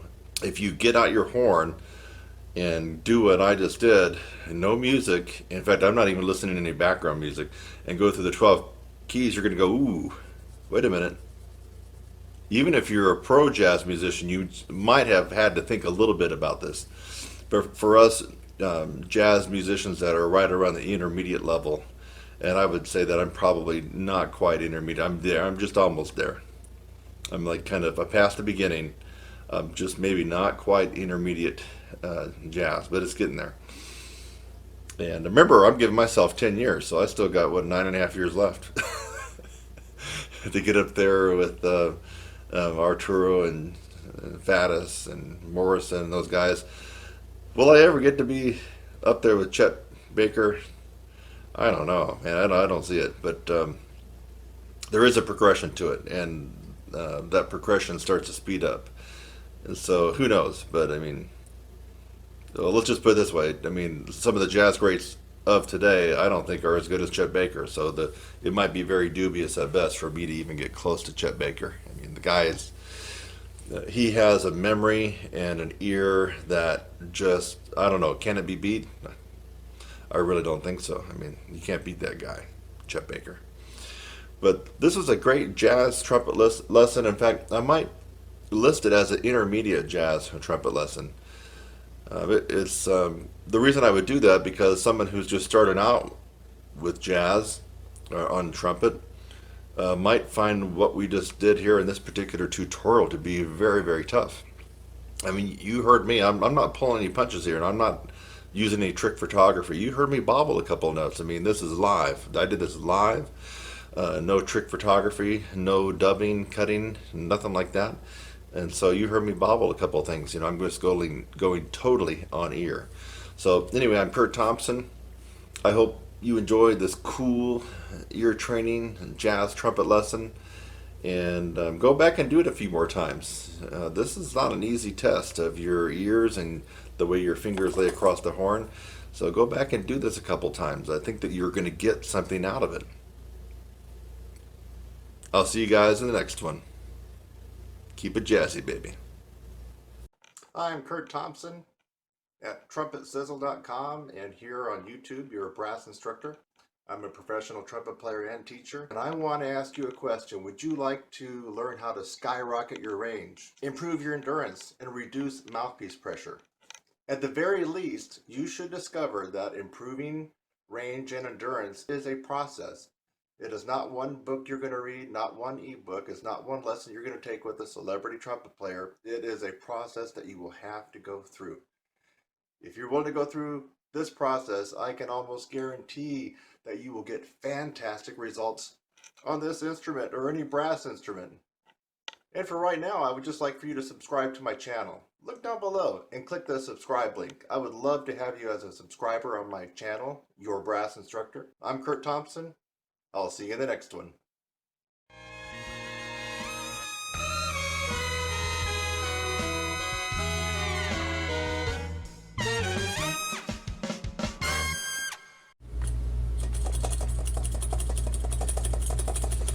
Watch carefully.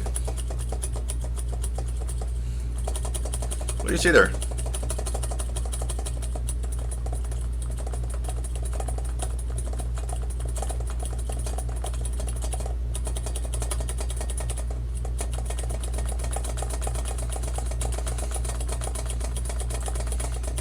Slow it down. This is the trumpet hack for this tutorial. Are you catching it?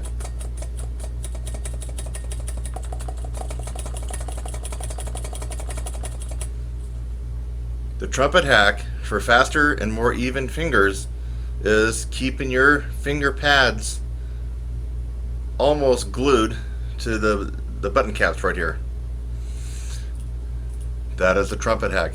If you can get that down, you'll notice that you can play faster and that you have more even fingers, more even playing.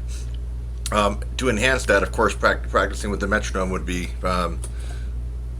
complementary to that, to make sure that your fingers are even.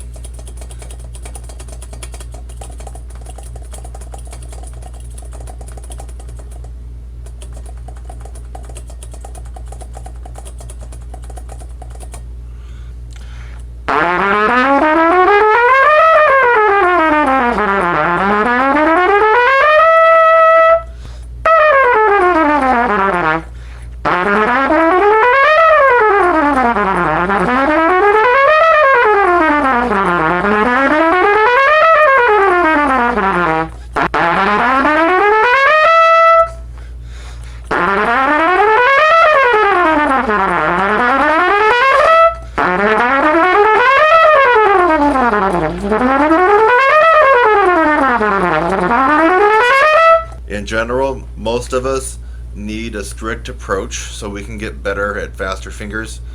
And as you saw me at the beginning of this tutorial, well, let's just talk. Can I play my F major scale as fast as Maurice Andre? No.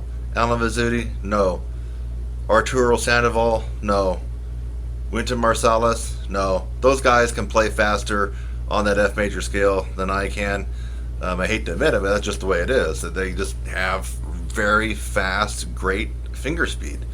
But for what I do and for myself, for my package, my total skill set, I'd say I'd be coming close to them and with my technique. And let's just face it, I'm not going out and doing clinics and master classes playing the Arbans upside down, or what I see him do one time with one finger, something like that. That's not me. That's not my skill set, going out and doing stuff like that. So, but yeah, those guys got faster fingers. But if you watch that F sharp major, try it yourself at that speed. I believe that's probably faster than most classical players could do it live and unrehearsed like that. So I'm pretty proud of that. I got that way by this trumpet hack that I did a long time ago. And I got it just to show you guys. You're going to have to get some double-sided tape. Doesn't have to be 3M. It could be anything that you find at Walmart or Home Depot or Lowe's or Kmart. Doesn't really matter. Target. It's got to be double-sided. And you'll need a pair of scissors. And what you're going to do is just try to train yourself. And you don't want to leave this tape on, because I don't know what the residue, the glue would do to your button caps. Mine are worn, so I'm not really caring too much about what the tops look like. No one ever sees that anyway. So I'm going to get this tape going here. And so, there we go. That came out pretty easy. So it's going to be sticky on both sides. So I'm going to cut off just about, and some tape is good and some tape is not good. Let's hope this tape actually sticks to the button caps. So I'll be putting the first one on here, like so. Doesn't have to be perfect. So just kind of push it on there. I'm not going to take the other side off just yet. Let's get the next one going. Yes, this is a trumpet hack, folks, and it is weird and quirky. And you might not even like doing it for the first week or two because it's going to slow you down. It will slow you down in the beginning because you're going to have to start playing correctly. See, I'm getting the other one up there now. Doesn't have to be perfect. We just want it sticking there good. Yeah, let me cut one more. So you're going to have to go through this kind of learning curve, this period of shedding, where you slow things down, slow your scales down, and really focus on keeping your fingers in a good position and as close to the valves as you can get. Okay, so now we got the tape on all three, and maybe just kind of smash them down there a little bit. Now I don't know how good this tape is. I hope it's good enough that it's not going to come flying off when I start playing, but I want to lightly peel this off if I can. That one came off pretty easy.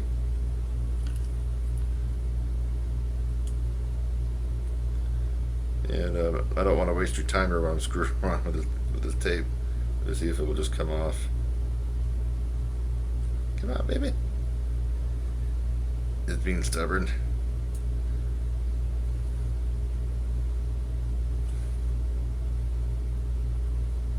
Hey! Now, can we get this guy? It looks like it's just about ready to come off. I don't have any fingernails. Come on, guy.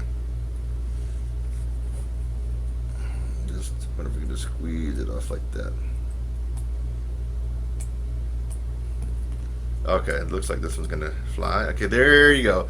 What you have now is this is a double-sided sticky tape. That will be sticky.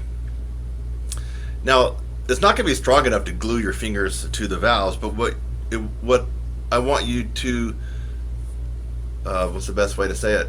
What I want you to be conscious of is your fingers are glued to the valves just temporarily.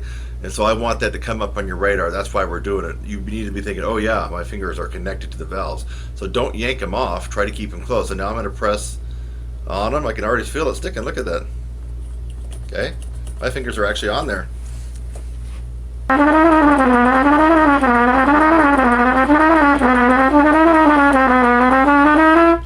Yeah, it's like my fingers are actually stuck there temporarily. See? Now you can go through your scales.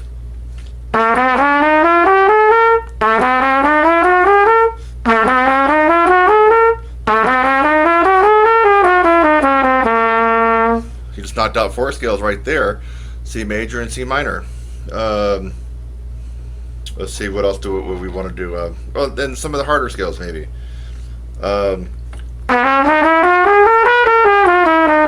Look at my fingers, they're glued to the valves.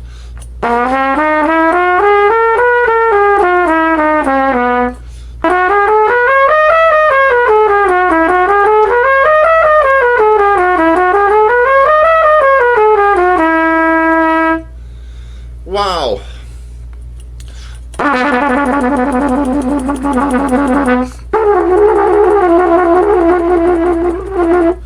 Sorry.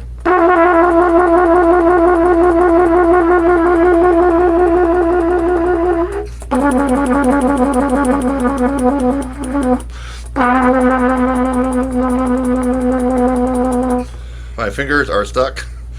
No, I can lift them off.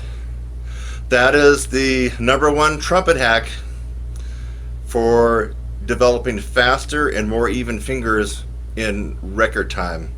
I'm convinced if you do this diligently for as little as 2 to 3 weeks, you'll notice a significant increase in finger speed and a much more even style of playing. And this doesn't matter if you just play classical or if you just do jazz, or if you're kind of a high note guy like me and loves to play the most difficult music on this horn, which is the written high note trumpet solo. So I mean, that's what I like doing, but I like the challenge. That's the most difficult thing that you can do in this horn. And so it doesn't matter if whatever it is that you like to do, this will help out your technique. Again, this is Kurt Thompson, TrumpetSizzle.com.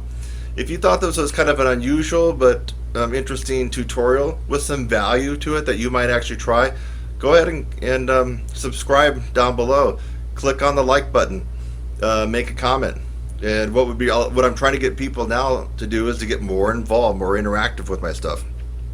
So if you can actually do this and practice and film yourself when you first start, and then let us know after 2 or 3 weeks of implementing this trumpet hack how it really helped out your finger speed and made things more even for you. And if you do a pretty good job, mention my name and your name and maybe a couple other things. I'll be willing to put you up on my channel, and your name will be up in lights.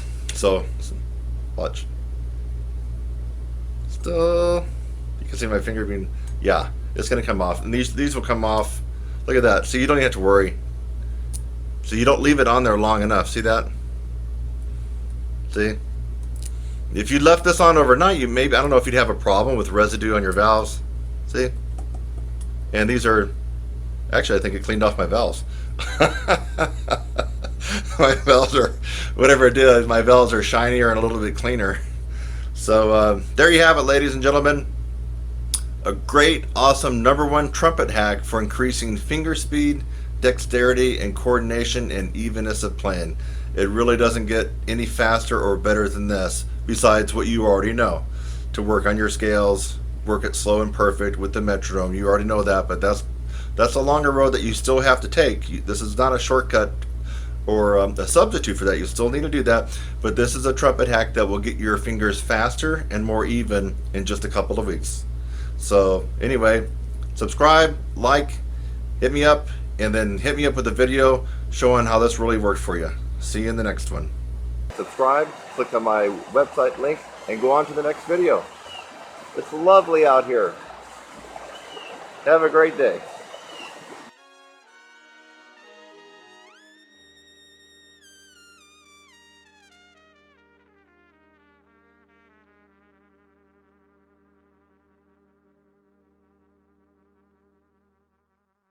No, I'm not doing all that. But there are exceptions of amazingly technical players whose fingers are all over the place. So you got, basically I call this popsicle sticks, where your fingers, that's Maurice Andre, your fingers really, you gotta watch them. His fingers are just all over. Then you got the claw. That's usually a lazy hand position. People are, I call it the claw, it looks like the claw. You're kind of like this. Your hands barely, it's a lazy position. Your hand's barely coming across. And then I'm trying to think of what other one, what might be. Well, this one's a bad one. This is another lazy ass way to play. Looks like that. Now, if you have to hold your hand in one arm because you're on a gig and you got to turn the page, which I've had to do many times, yeah, you don't have to be that extreme. I mean, I might be like that. But I've seen a lot of people that just constantly play like that. I don't know how they could ever get any speed playing like that. Pinky in here is going to slow down and make your third finger uneven. That's guaranteed. Don't believe me? Wiggle your hand.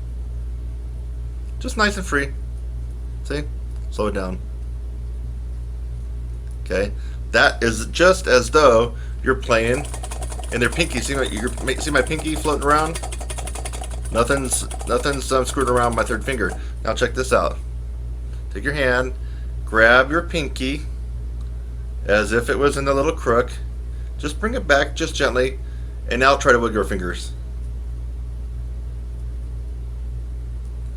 I'm trying my hardest. I can't get the third finger to move. The third finger is so closely attached to the pinky that you're going to screw yourself up when you have a lot of fast stuff to do, and you're not going to be even. So that's probably one of the worst ones right there is this.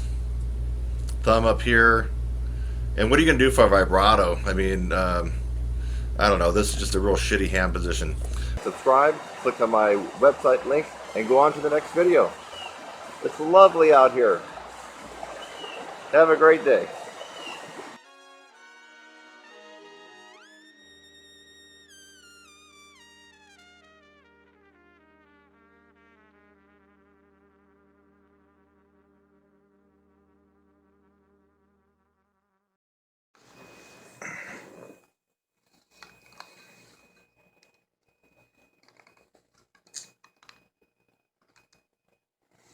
Ah, that new mouthpiece.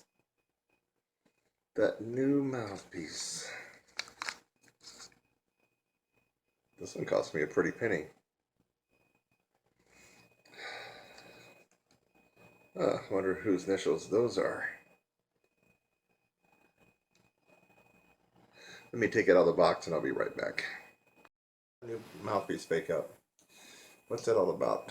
This is my new one. Don't really intend to use it until if and when the other one breaks down. But I got a duplicate of my custom. And okay, so what's this video about? The new mouthpiece fake out. It happens just about every time you fall in love with a new mouthpiece. It could happen, not it could, it does happen to the most famous, most accomplished players on the planet. You don't have to be just a trumpet player. This could be a tuba player, trombone player, French horn, baritone, you name it. You guys all know what the bell curve is. You know, like when it comes to scoring and test. Looks like a bell, like a, you know, like a Liberty Bell. Well, when it comes to the new mouthpiece fake out, all of us brass players will fall on an inverted bell curve. In other words, it's not going up, but what happens is you get your good spot here, and then it goes down, kind of like a trough, and then it comes back up to where you were. It's like the inverted, like the opposite of a bell curve. So what happens is you try several mouthpieces out, you like it, and you're going, oh my God, you know, I got an extra minor third on my range. This plays great. I can play louder, I can play softer. It responds great. I'm in tune. It slots well. Ooh, or it's darker or brighter, whatever you love. It's that. You get it, and lo and behold, within usually 3 to 5 days, that mouthpiece ain't feeling all that great. In fact, you're right here, and you don't realize it, but it's at its best right here, and you're starting to go downhill.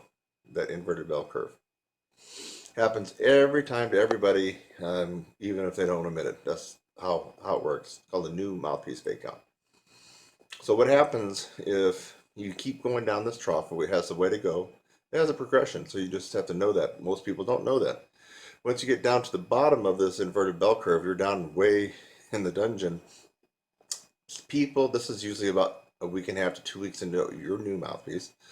People start going, dang, I don't know what happened, man. I screwed up here again. I thought I had the perfect mouthpiece for me. Lightning strikes again. I screwed it up.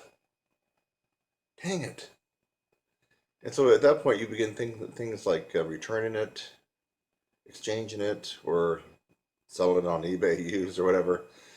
And you look for your trusty old mouthpiece that you've been using for all your life, or at least for many years, and you put it back in, you play a little bit, you're like, well, it's not as good, but it's old tried and true. And so another mouthpiece bites the dust, another new one, and that's why people have shoe boxes full of mouthpieces and drawers full of mouthpieces.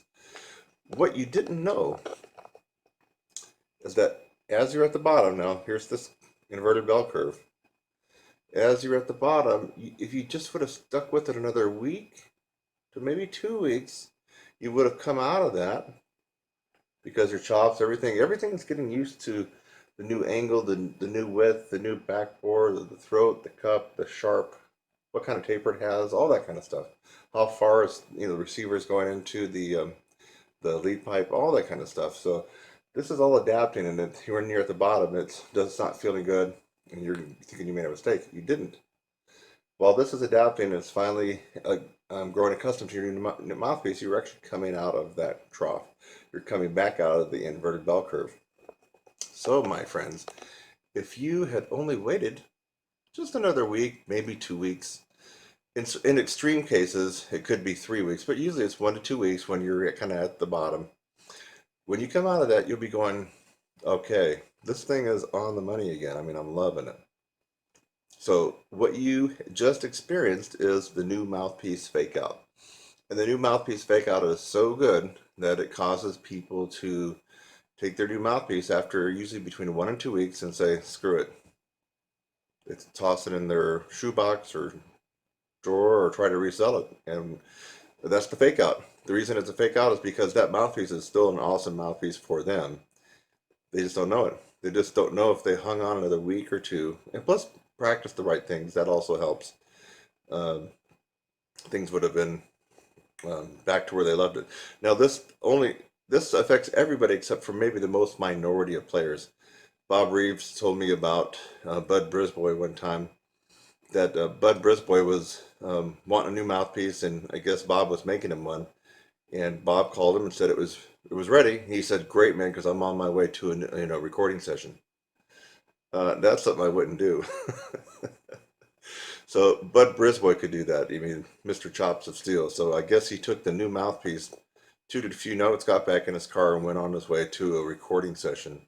And that's something that he could do. And maybe for someone like Bud Brisboy or Bill Chase or these type of phenomenal, maybe even Maynard, I don't know. Maybe the mouthpiece fake out doesn't hit them as hard. It probably hits them a little bit. But for the rest of us who aren't Bud Brisboy and who aren't Bill Chase and Maynard Ferguson, and let's even throw Cat Anderson in there because he's got chops still too. It probably didn't bother him that much either. But for most of us, the new mouthpiece fake out is real. It does exist, but the key is knowledge. You've heard that before recently on YouTube, haven't you? Remember, it's not for me. It's that guy that goes, "I'm here in my garage. Yeah, these are my 2 Lamborghinis. You know, it's not really about money, but money is freedom. And you got to have knowledge." Here in my garage, just bought this new Lamborghini here. It's fun to drive up here in the Hollywood Hills. But you know what I like a lot more than materialistic things? And also, I want to let you know that you need to have a mentor. Everybody needs to have a mentor. And you got to have knowledge. It's knowledge. It's knowledge. Now let me go out into my, that guy's, what's that guy's name? Oh, it just hit me. Ty Lopez. Every time I turn on just to edit one of my YouTube videos, there he is right there. He's in his pool, or I'm out in my garage with my 2 Lamborghinis, and it's not all about money. It's about happiness, wealth, and love and relationships. That guy's hilarious. Maybe I need to take some lessons from him. Maybe think of that. But actually, it is about knowledge in this new mouthpiece fake out. If you know, it's going to feel great. It's going to feel bad, but then it's going to feel great again. You just hang in there, bide your time, and keep doing what you're doing. I wouldn't take any high-profile gigs that focus on you and in the situation where it would be very conspicuous. For example, playing very tough lead stuff, or doing recording sessions and jingles and stuff where you're likely to do a little spiaz and cracks and blips and some intonation things and sliding problems because it's new. I wouldn't do that, but just about everything else you probably could. So anyway, I gotta say thanks, Bob Reeves, for the new mouthpiece. And I guess this is the KT model, so I got my own little model there. And yeah, I'm happy with my new mouthpiece. The same thing happened to me on that one, even though it's a custom. I fell in love with it.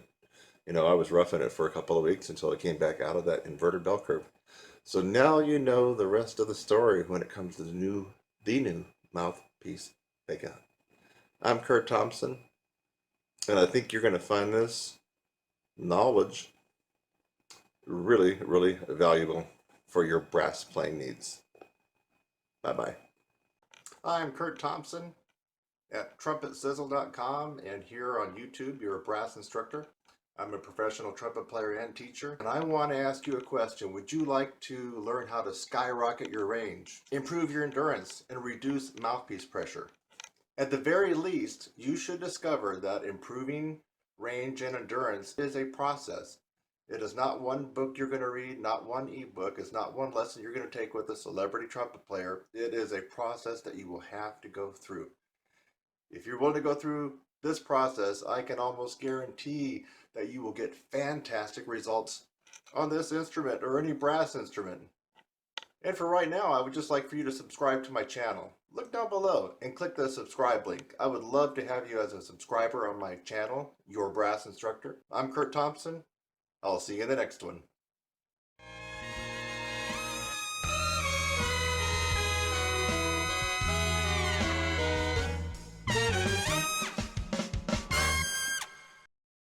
Hey everybody, welcome back to yet another installment at Your Brass Instructor. TrumpetSizzle.com, Kurt Thompson.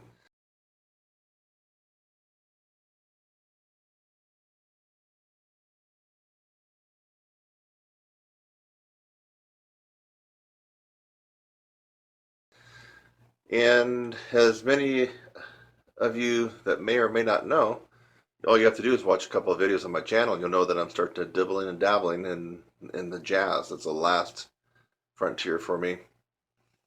Haven't really done much jazz, total jazz free improvisation in my life. And you might say, Kurt, how could that be possible? Why didn't you do that? Well, let me give you an easy example. I show up on a gig, and once people hear me play, I play lead.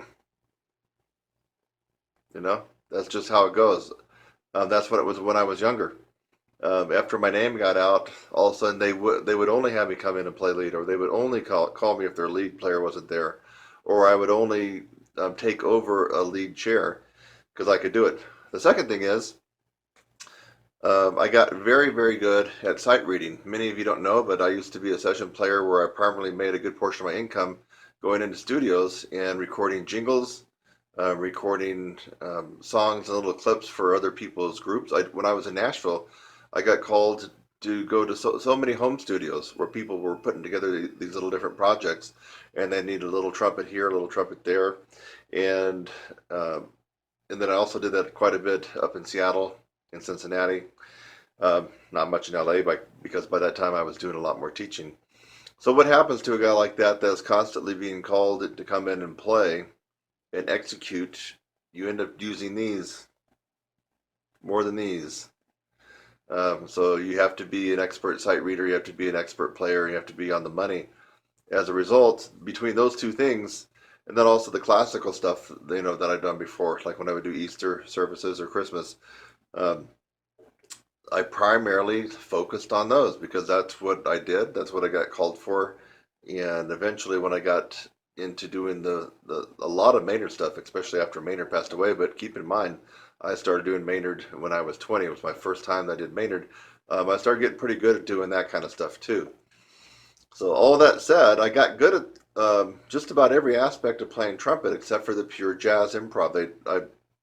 I could show up for some rich person's wedding reception in Seattle, get paid a few $100s to do that, and they would never have me play the second book because they wanted me to do what?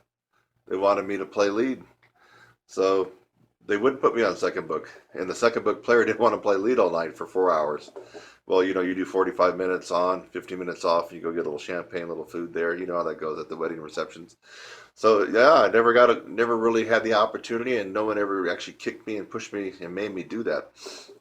So now where I'm at now, I have the luxury of doing what I want and when I want and how I want it. And so I'm focusing on doing the jazz. I mean, for me, it's a challenge. I feel like I'm doing baby steps. I really am. And thank God it's not like lead trumpet and playing in the Maynard Ferguson style. It doesn't require that.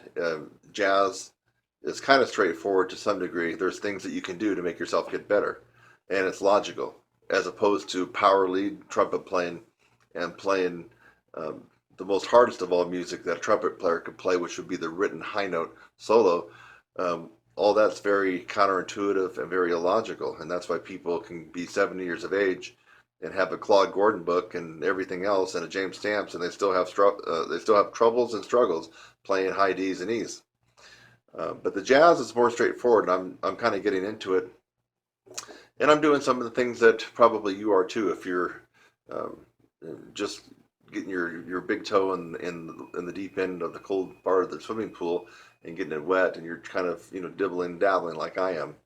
And so I do plan to get better. I do plan to bring myself up to not only a professional level, but one of the best professional jazz trumpet players. It won't be hard to do. I got everything else. All I got to do is just bring in the jazz, and it's all going to be there. But that's easier said than done. So right now I'm doing some different things. And what I discovered is I'm trying to get what I'm hearing in my head out, also through my voice, but also to my fingers. And so if I hear, in a fast jazz background with the rhythm section going, and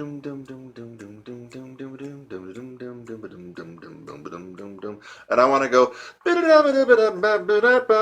well, I hear that in my head, folks, But guess what's not coming out to my fingers? I hear, I hear that in my head. Well, that's in my head, but guess what's not making it to my freaking fingers? And that's where the jazz practice comes in. So I got the ideas, and I'm hearing some cool stuff in my head, and so I get on some of the more pro jazz trumpeter YouTube stuff, and they're also their website. And they're saying you need to take that lick and you need to walk it through every key. There you go, walk it through every key and get that down, and then do another lick. Well, I tried doing that. I was like, holy smokes, that's god awful hard. It's going to take me forever. So then I stumbled on. I was just kind of screwing around. You know, I've done all kinds of different videos, and I like try to put some little cartoon stuff on my videos just because I like it. People know it. Even old people know it. Kids know it. And so I thought, well, what if you took a simple look like Sesame Street? You know Sesame Street, right?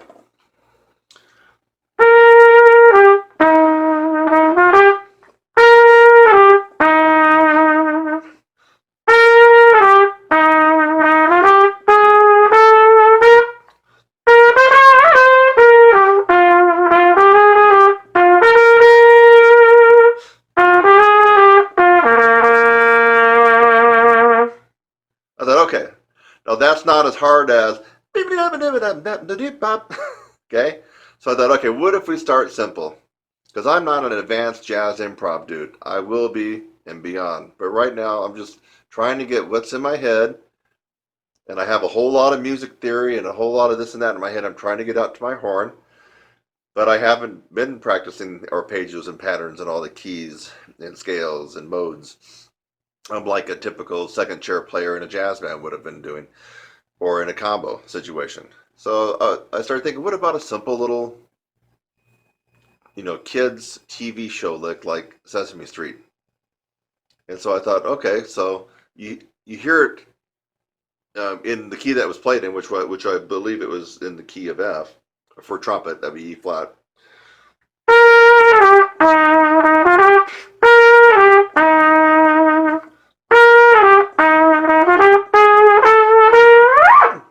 Well, and it might not even be in the key of F. I just pulled that out of my head. I'd have to. Well, I think that's what it is, but it does. That's not what this is about.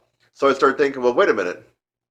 To be a good jazzer, don't you have to be able to kind of ramble through that lick in some of the other keys? So I was like, okay, so if I started off on C on that one,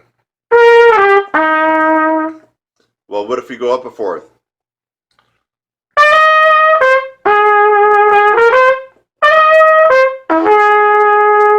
Okay. What if you go up another fourth, right? It's called the circle of fourths, right? So how about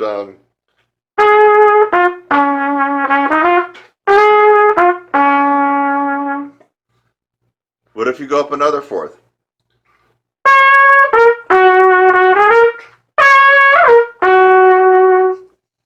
How about another fourth? Now you're trying to. You already know how it sounds like. Bum, bum, bum, bum, bum. You already know that in your head, and now you're taking something pretty simple and getting it out to your fingers, to your horn, because you already know what it's going to sound like. So if we go up the other fourth,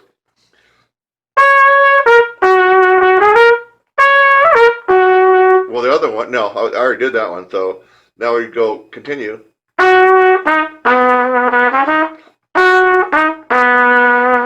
Right now, what if we go to? Oh my goodness. And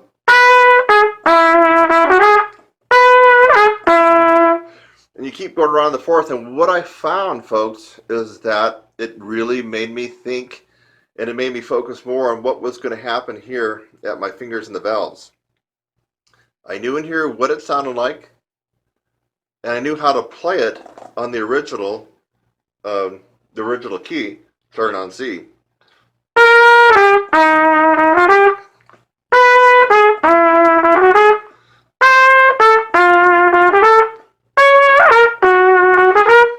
And when I started going around, I started going, wait a minute. I could see how this is going to help me with my jazz improvisation down the road. And so I've been dibbling and dabbling with the jazz. Of course, I've been going through the different modes, Ionian mode, the Dorian mode, and then the what do you got? I don't know if it's Phrygian mode, the Lydian mode, the Mixolydian mode, and on and on. Aeolian mode, then Locrian mode, then you're back to, I've been going through some of that stuff, and I've been doing the arpeggios, I've been doing some of the scales, and I've been looking at whole tone and half diminished scales and blues scales and pentatonic and all this kind of stuff. So what I found out is just big deal if you can, right?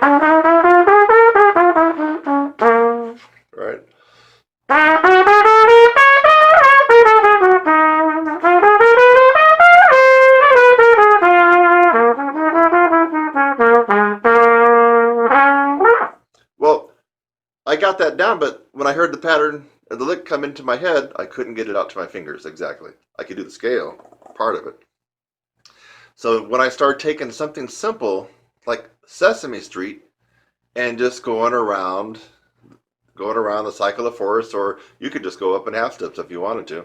You already know what it sounds like. It's just a matter of spitting that out and have your fingers automatically play it on the horn. So as I was going around, I thought, well, that still is a little bit complicated for me, jazz-wise. If I walked into a recording studio and somebody wanted me to play the whole Maynard Ferguson Sesame Street, even though I've heard it, but I haven't played it, I could probably go in and sight read it almost perfect. If not, the second take, it's done, send it off. But if you wanted me to improvise with that, that's a whole another kit and caboodle. So I wanted to make this even easier. So I was thinking,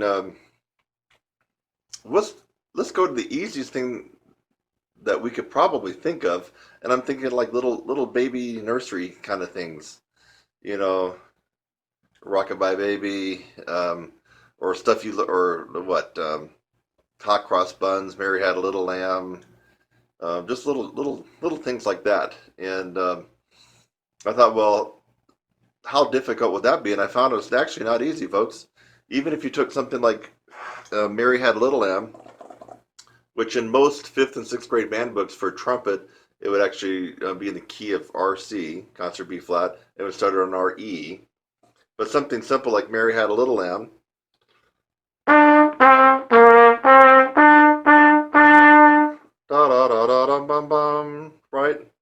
So that's easy, right? But you know it in that key, right? You know. You know that. But what if you didn't know it in our key of F?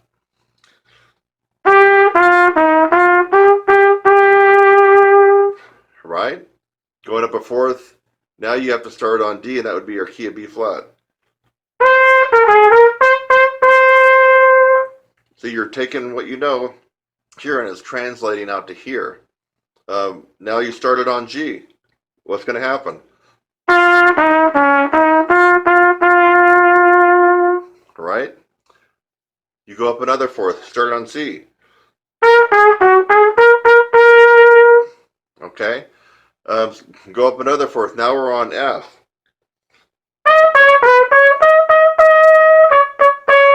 Okay? What's the next one, folks? If we go up another fourth. B flat.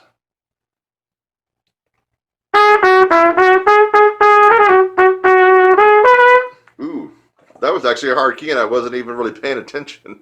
Oh, wait a minute. The real jazzers say there's no such thing as a hard key. Just a key that you're not so familiar with. So, but that particular key, what was that? That was F sharp or G flat.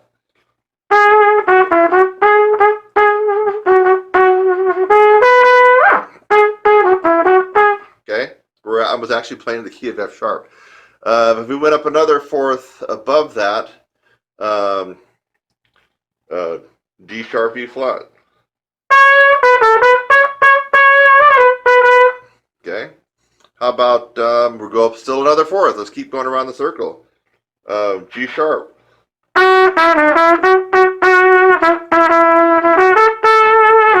Okay. Another fourth above that. Oh my goodness, where are we at? I'm getting dizzy. C sharp.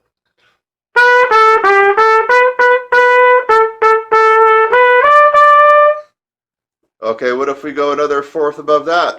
Now we're on B natural. Is that right? Yeah, we're on B natural.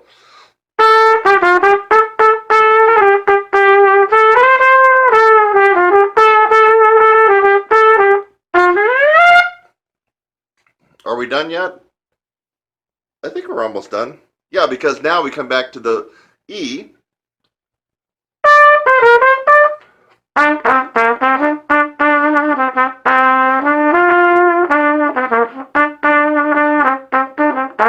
So we made it all the way around through all 12 keys on what's called the circle of force. And of course, I'm speaking to I mean, the advanced player has already done all this stuff. And when I say the circle of force, they already know all about that. And they already know why. But I'm actually kind of talking to people who are more at my level, that are just kind of getting into the jazz improv. So the reason that you would do the circle of force is because there is a tendency for jazz chords, and a lot of chords in other music too, to move in force. There's just a tendency for that to happen. So it doesn't hurt to do what I just did. So I hope that was very educational for you. This is a real jazz improv lesson. And I believe, now what I just did for someone who's just started into jazz improvisation, what I just demonstrated would be very difficult, I believe, for you. And so I call myself a beginner, but when I say beginner, I'm comparing myself to someone like Arturo, Bobby Shue, Randy Brecker, who else just does nothing but jazz? Winton, John Faddis, James Morrison. I'm putting my level at a beginner compared to them, because I do plan to be definitely at their level at some point in the future. It's not going to be tomorrow, and it's not going to be 5 years from now. But I'm the kind of person that when I put my nose to the grindstone, and when I have an intention, it will happen. Because everything else in my life has happened when I've made this intention. But so I'm comparing my level to them, and I call myself a beginner compared to them when it comes to jazz improvisation. Everything else, if they want to, I'll take any of those guys on lead. And actually, I don't think those guys want to take me on doing a Maynard Ferguson solo. If they did, I'll be glad to, accommodate them. I don't think they want to do that. So, and we all know why. The written high note solo is the most difficult thing that you can do on this instrument, because it has to be played the way it's written out. You don't get a chance to squeak-a-dabba-dabba-dabba-dabba when you can't play what's written. You play the written high note solo just like you're supposed to, and it's typically a chart that everybody knows. So you play it like you're supposed to, and if you fuck it up, everybody knows you couldn't play it right. So you can't ease your way out of it with a little bit of finger twist and a little bit of jazz. I mean, that's why the written high note trumpet solo is the most difficult endeavor and difficult music to play on this horn. So, but back to the jazz. Compare all those guys there. I don't feel that they're any better at the stuff I'm good at already right now. But when it comes to the jazz, the pure jazz, yeah, they're freak loads better than me, and I'm just a beginner compared to them when it comes to jazz improvisation. Just a little toddler compared to those guys I just mentioned. Can't do hardly any of the stuff they can do with the jazz improvisation. So, but that's only temporary, folks, because once I set my intention, it's going to happen. And so going back to what I just did, I said that was a beginning kind of thing, but if you actually are a beginner in the jazz, and you might find what I just did to be difficult and somewhat intermediate, or maybe a little bit more on the advanced side, because it's not easy. You think of a melody, and you think of a melody that you already know, and you put it through all the keys to the circle of force, and it starts to help get what you already know in your hearing, transfer it to your hands, to your valves. And my guess is at the very end of this process, whether for me it's going to be 5 years or 10 years or more, or 12 or 15, there will become a time where this will be nothing but a reflex. Nothing but a reflex. I won't be thinking, okay, where am I at? C sharp, A sharp, F sharp, ba da da ba. I won't be thinking that. It'll be a knee-jerk reflex reaction where it will automatically come out when my ears hear the harmony and what we're supposed to be playing. That's down the road, but we got to start somewhere. So anyway, I'm Kurt Thompson. This was, I'm going to actually probably label this a beginning to intermediate jazz improvisation tutorial, because some beginners at jazz improvisation might have found this just a little bit beyond beginner. I don't really consider this an advanced thing that I did today. Certainly, if you ask Wynton Marsalis to do it, John Faddis, Doc Severinsen, they would absolutely laugh because they probably did this decades and decades ago. Subscribe, click on my website link, and go on to the next video. It's lovely out here. Have a great day.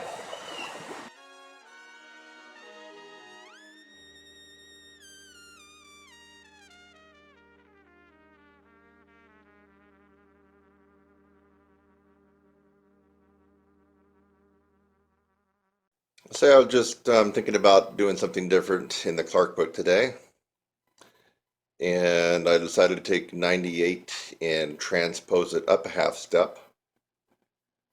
I like to make things hard on myself sometimes, so.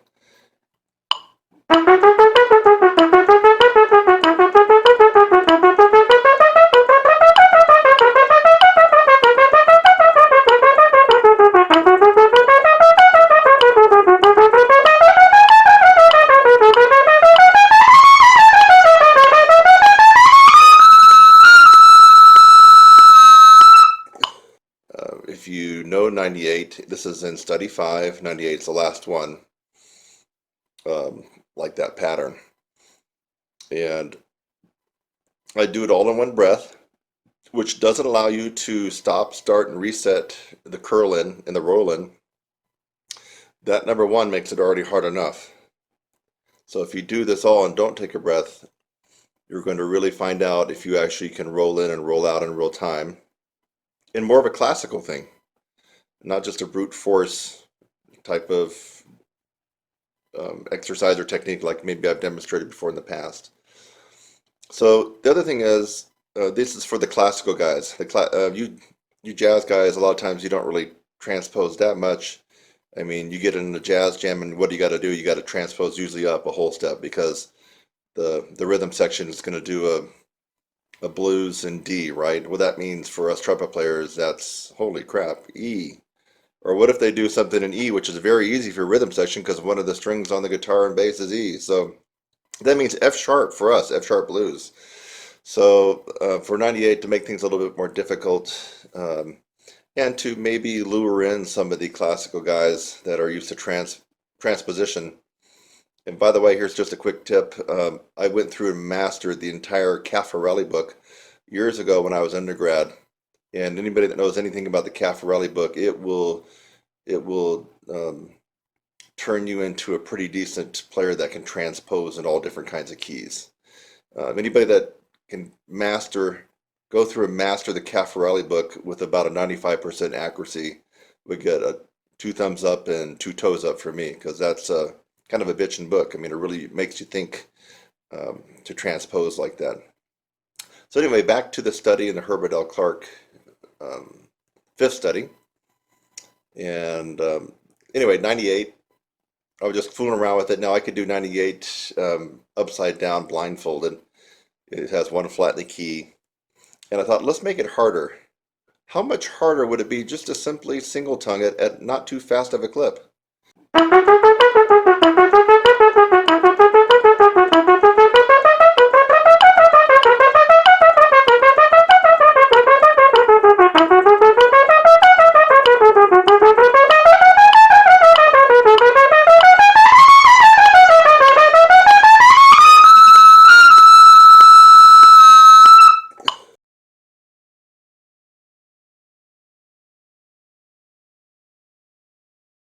Just even single tongue, just like a robot.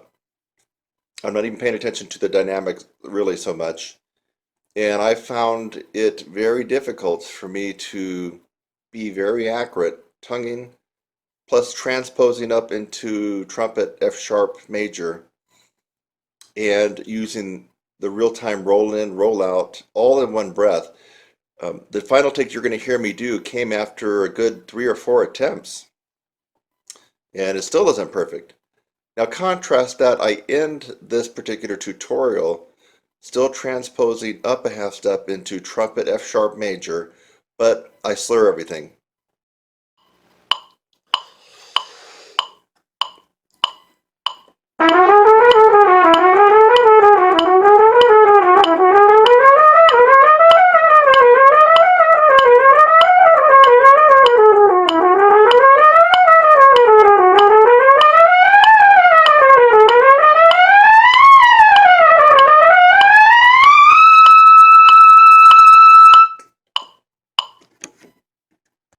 I did only one take. The take that you're going to hear is my one and only take I did slurred. You have to agree, it sounds so much smoother, so much easier. And the reason is that I've been able to figure out is that the tongue disallows 100% constant compressed stream of air. Every time you tongue, your tongue arch drops to some degree.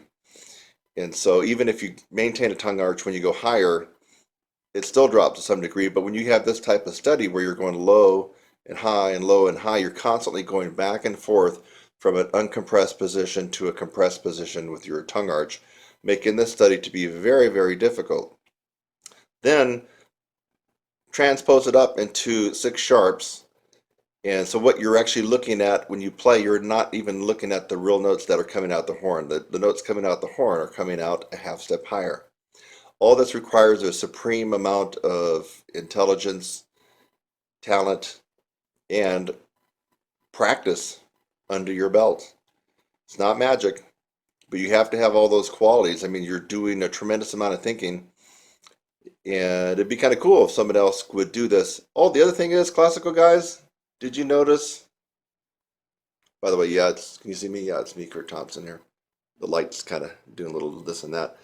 Oh, I did all that on my big B flat. So you classical guys, you can't get out your B flat A pick. You can't get out your E flat small horn, as I call it. No.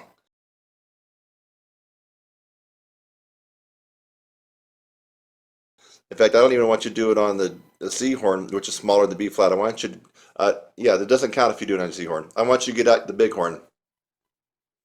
Yeah, I want you to get out your big B flat, and you do everything like I just did on the big B flat. The piccolos and E flat trumpet, no. C trumpet, not really. I mean, you're still cheating a little bit on this one. Get out the big B flat. Don't be scared of it. And you're going to find out real quickly what you're made of, and you're going to find out real quickly how accurate you are in the upper register. You're going to find out very, very quickly that that PhD and DMA you have after your name that you worked so hard to get doesn't mean too much right now.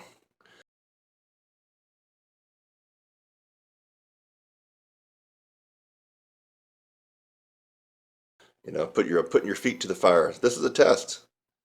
So if you just got your DMA and you're thinking that you're hot shit and you're looking around for that professorship somewhere, you need to make sure you can play your horn, because most can't. Why don't you set the tone for a guy that has all that academic suffixes after your name and be able to play your freaking horn and not regurgitate the same bullshit that you learned when you got your DMA. Can't see my face, but you can hear my mouth run, and that's the most important thing. So that's 98 transposed up a half step, easy for me to say, in the 5th study of the Clark. Set your metronome so you don't speed up and slow down. It doesn't have to be fast, it just needs to be even like you heard me do it. And work the tonguing first, and then notice how much easier it is when you go to slurring. It just, wow, it's just like a cakewalk after you do the tonguing. Like I said, I did this for 3, 4, 5 times, and I finally took the best take. This was live, and then I went to the tonguing, and that take you hear on the tonguing is my first. I'm sorry, the slurring, and the slurred one is the first and only take. Came out like smooth butter, just dripping on a hot ear of corn. So this is a very important one. I don't want to say I just stumbled on it, but I just got a wild hair up my left toe, you know what I mean? And I thought, what the hell? Let's transpose this baby up a half step. We're going to make it hard, and we're going to tongue it. And of course, if you haven't figured out, I end up hitting, that's the double F sharp, folks, that I hit at the end of this. The double F sharp, double F sharp, double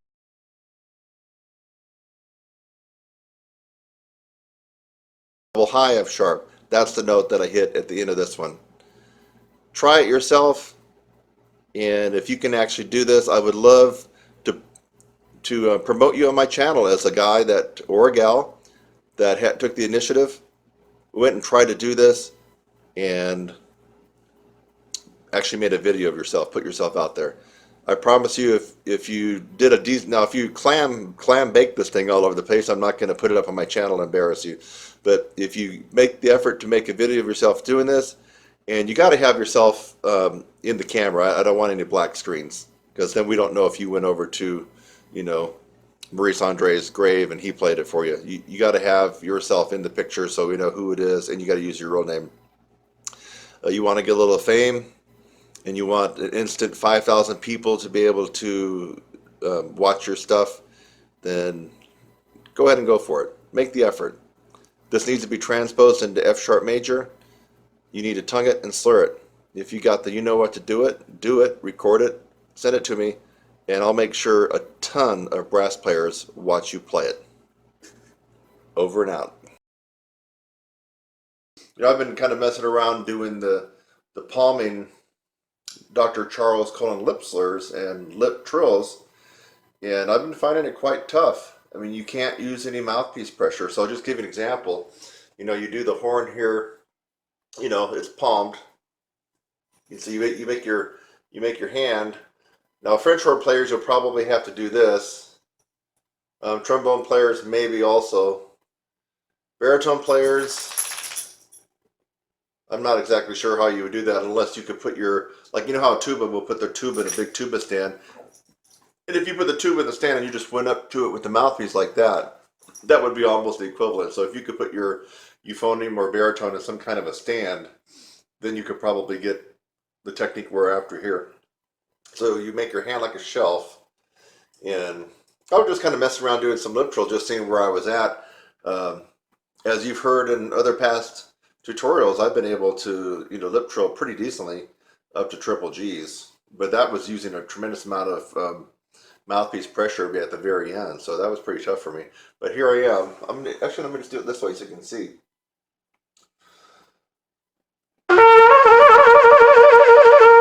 That's C to E easy. Obviously that's E to G, G to B flat, B flat to C,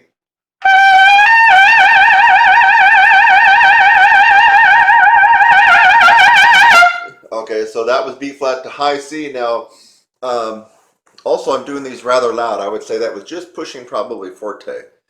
You're not going to get too much out of your lip trills in the Charles Colin book if you're playing them pianissimo or piano. I recommend all my students that were at least at the MF mark. MF to F is good. Probably fortissimo is not good. You're going to be blowing so loud, you're going to be defeating the purpose of the technique. So keep these around MF to F. So that was a B flat to high C. So palming.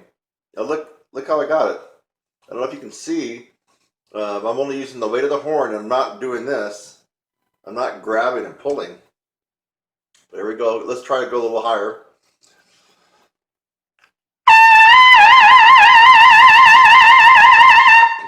Now C to D. D to E. Now this will probably come out flat.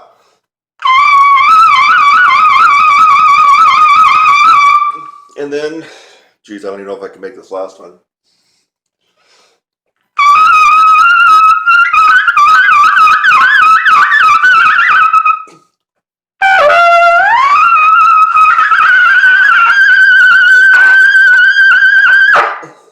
I can't get the G to lock in, but I will get it. So I was going for the trill from F to double G. I think it kind of came out. It got a little bit weak. Let's see if I can get it again.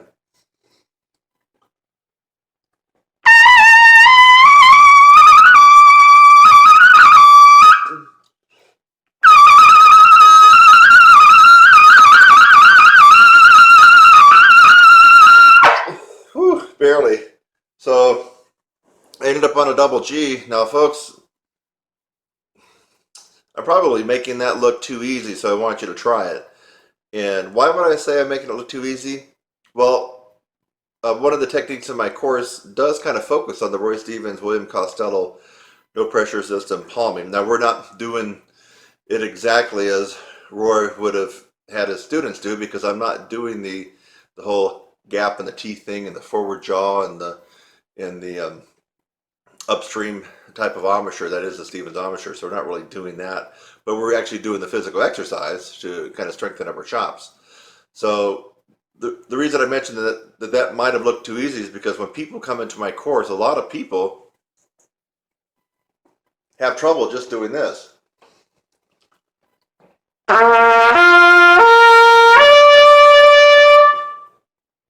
Just going to the E. Now that's just a slur going up.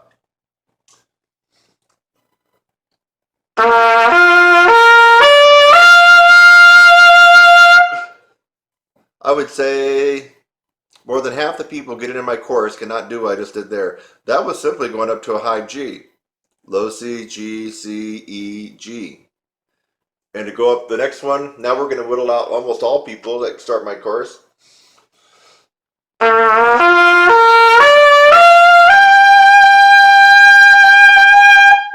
That's the B flat. I might, if I had 10 people start my course over the last quarter, maybe 2 would be able to do what I just did there. And then finally,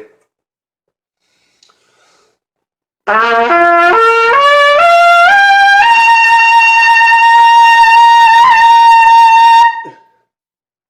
don't know, if I had 10 people start my course over the live course now, the one that they're seeing me every week live, either via Skype or on the phone, maybe one would be able to do what I just did right there. And that's just a maybe. So take this technique to heart in this drill, and it's a good challenge. I mean, we're all brass players, and it seems like brass players, and especially trumpet players, like a good challenge in the competition and to challenge ourselves. And wow, can you think of a better challenge than this? Yeah, because I mean, come on. If I got on normally,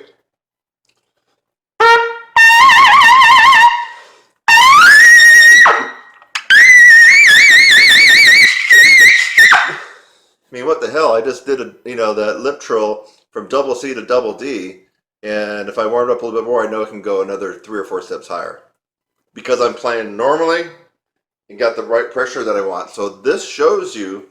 You saw that I kind of thinned out going up to that double G, lip trilling it.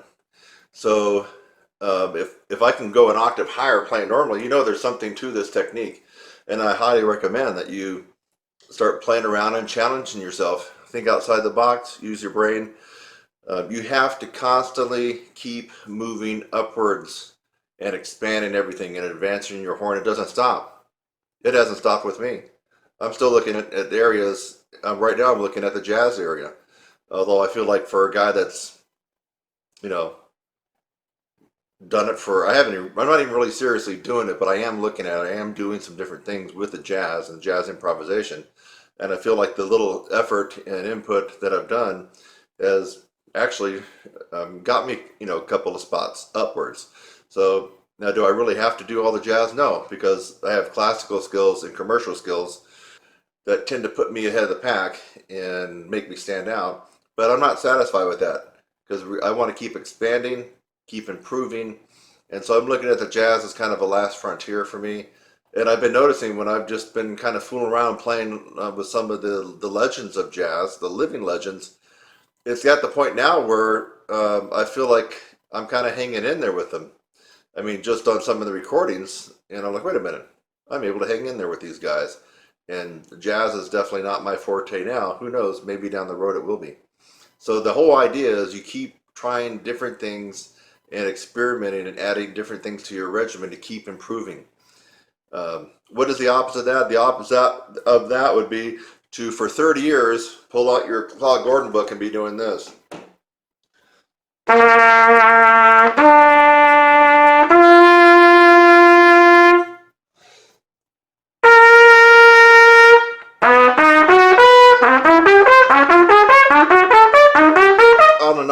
I mean, if you're doing that for 30 years and you're doing nothing else, I can guarantee you just aren't that far along, my friend.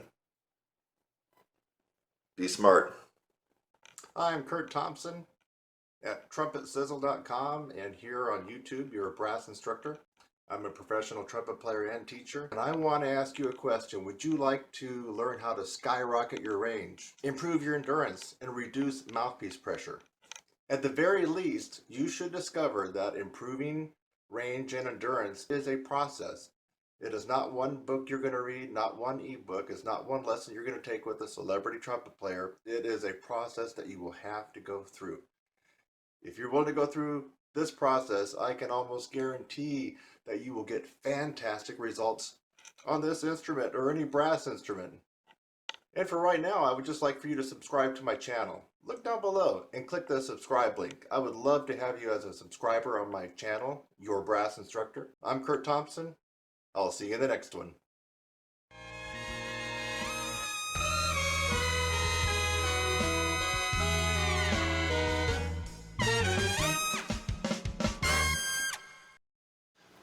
Okay, you're thinking you're doing pretty good, but in the pit of your stomach, you're kind of wondering if you're using way too much mouthpiece pressure. If you're wondering that, you probably are. But let's just face it, in case you didn't know it, we all use the maximum amount of mouthpiece pressure at the very last note that we can play in our top range. And that goes for everybody, anywhere, anytime, any place. And the way you can prove that, like if I wanted to go up to Mr. Arturo Sandoval and shake his hand and say, lovely playing, and it's just amazing what you're able to do in the upper register, wow, could I hear your triple G, your triple G? And if he goes and plays it, like, that's great. Can I hear the A? He'll play the A. Can I hear the triple C? Play triple C.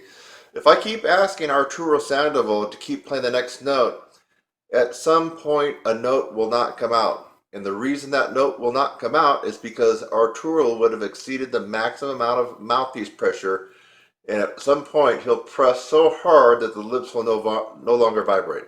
Even the little small aperture right here will no longer vibrate because he will have exceeded the maximum amount of mouthpiece pressure for himself. So that's just the way it is for everybody. We all have a max range. Of course, we can increase that, but wherever you are right now, when you can't go any higher, you're actually at your maximum mouthpiece pressure because you've actually stopped up the lips. Thanks again for watching this video. I hope that you got something out of it. Sometimes I make a video just to make you laugh. A lot of times I make a video to educate you on something and maybe even help solve a problem. So I hope something like that occurred for you in this video.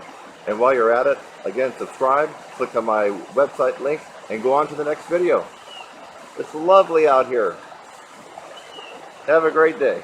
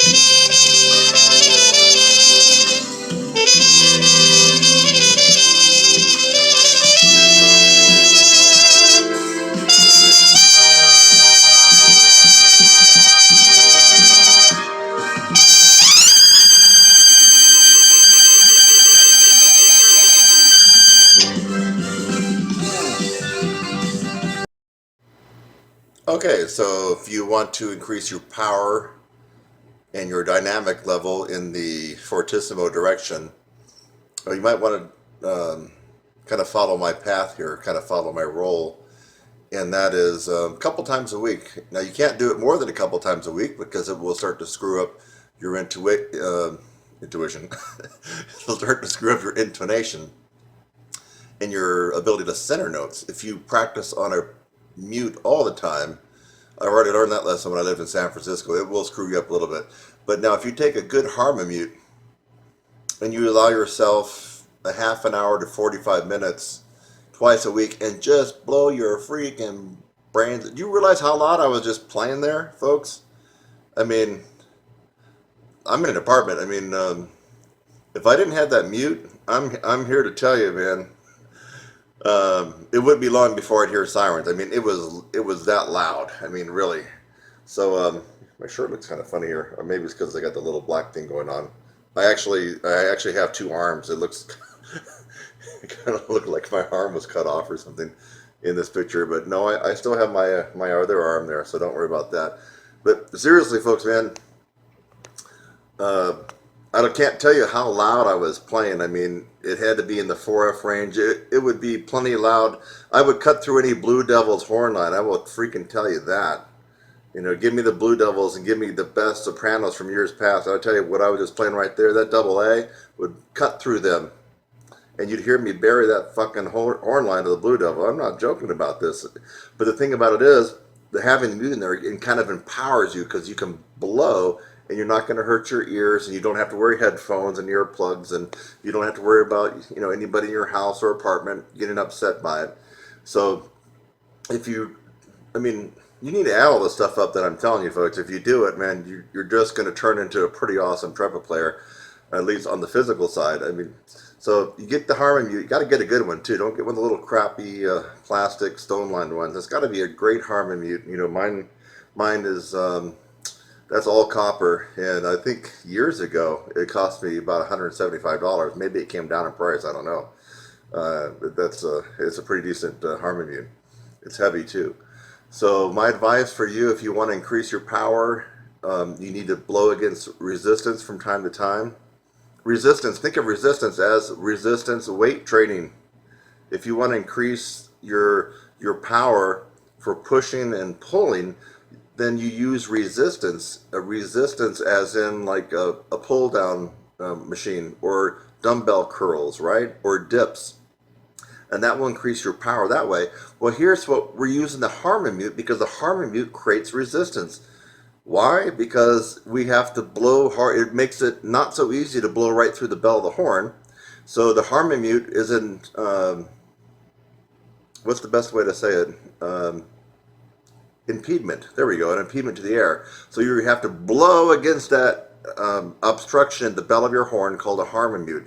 And when you have to blow against it, you're working muscles and you're working your chops in such a way that you're going to be able to build power. This is just one way to build power. There are several others that are in my 16-week upper register course. Thought I would give that a plug. And you can't just build power with one technique. So this technique won't be a miracle pill for you, but it all adds up. So you need to go back and rewind this and check out how loud I was playing. You won't be able to tell, I don't think, through your speakers, but I'm here to tell you, man, I was burning it up. I mean, it's just good that my the music that I was reading off was not flammable, because that music would have started on fire, baby. Thanks again for watching this video. I hope that you got something out of it. Sometimes I make a video just to make you laugh. A lot of times I make a video to educate you on something and maybe even help solve a problem. So I hope something like that occurred for you in this video. And while you're at it, again, subscribe, click on my website link, and go on to the next video. It's lovely out here. Have a great day.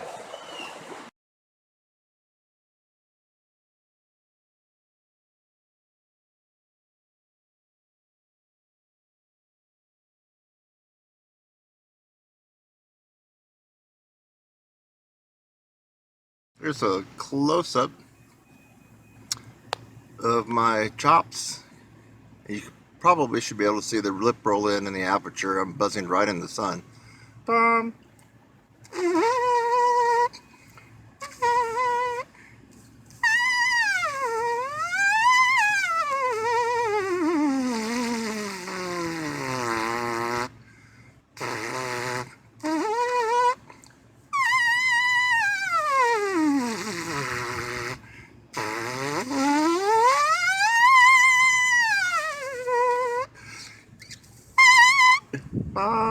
I don't even know what note I'm buzzing. Sounds like a high C. So watch closely. Yeah, let's see if you can actually see it. Under the shadows getting in there. Yeah, right there.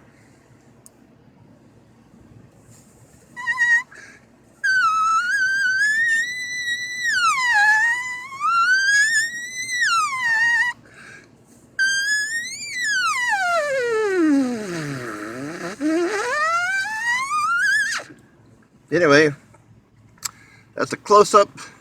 Maybe closer than you wanted, but I'm right in the sun, so I'll have to go back later and edit this and actually see if things are a little bit more clear. They gotta be more clear because I'm right in the sun. You can actually see what part of my mouth I'm buzzing out of. It's pretty much center. And anyway, hope you enjoyed that close-up shot of my chops. Thanks again for watching this video. I hope that you got something out of it. Sometimes I make a video just to make you laugh. A lot of times I make a video to educate you on something and maybe even help solve a problem. So I hope something like that occurred for you in this video. And while you're at it, again, subscribe, click on my website link, and go on to the next video. It's lovely out here. Have a great day.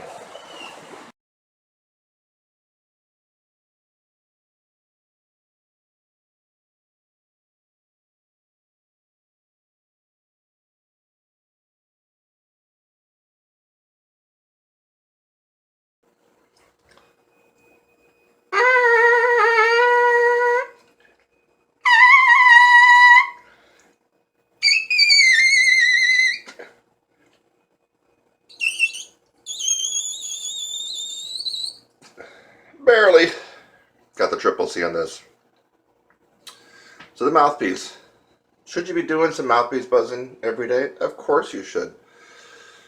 In many ways, the mouthpiece is definitely harder than playing the horn. And go further, lip buzzing by itself is harder than mouthpiece buzzing and the horn. So the mouthpiece is kind of halfway in between. Problem for most people is they don't know exactly what to do on this, and if they were a classical player, more than likely they're doing way too much mouthpiece buzzing, and that has a tendency to thin out the lips, reduce your endurance, reduce the cushion in your lips, and actually reduce your range. So I know a lot of classical players that will say that they buzzed their mouthpiece a half an hour before they even touched their horn, or they buzzed their mouthpiece an hour before they even touched their horn. Ooh. Yeah, that's going to keep you right in the classical arena permanently. I mean, you're not going to ever be able to do jazz or rock or lead or do recording sessions or be that A-list player, because it's going to keep your range down. A lot of times it thins out your sound, so you don't have this big brassy sound. But yet, so where's the fine line in mouthpiece buzzing? There is a fine line. So you can use this as a useful tool. It also is a little bit of an ear trainer. Enhances your flexibility. And if done properly, you can start to use it to bump up your range just a little bit. Like lip buzzing, I wouldn't really call this a poison. Lip buzzing can definitely be a poison if you do way too much of it. I mean, it can just totally kill you off. Mouthpiece buzzing, to some extent, yes, it's not near as potent as the lip buzzing, but the sweet spot is where and how much and what do you need to be doing on the mouthpiece. Well, I'm just going to give you a few tips here. I've already given you one. Number one, don't be that person that is mouthpiece buzzing a half an hour to an hour a day before you practice. That's a no-brainer. You're going to end up being a more anemic, weaker player. Maybe your ear training might be better, but everything else is going to be worse. So don't be that guy or gal that buzzes on this thing for an hour before you do anything. You're going to be worse range and power wise. Like that, I'll guarantee you. The second thing is a couple things you might want to consider in the mouthpiece buzzing would be scales, arpeggios, and then being able to pick out some certain notes. And I think you already heard me did that. But just a simple one, I think that's doable for a lot of people, is just to do the C major scale, concert B flat.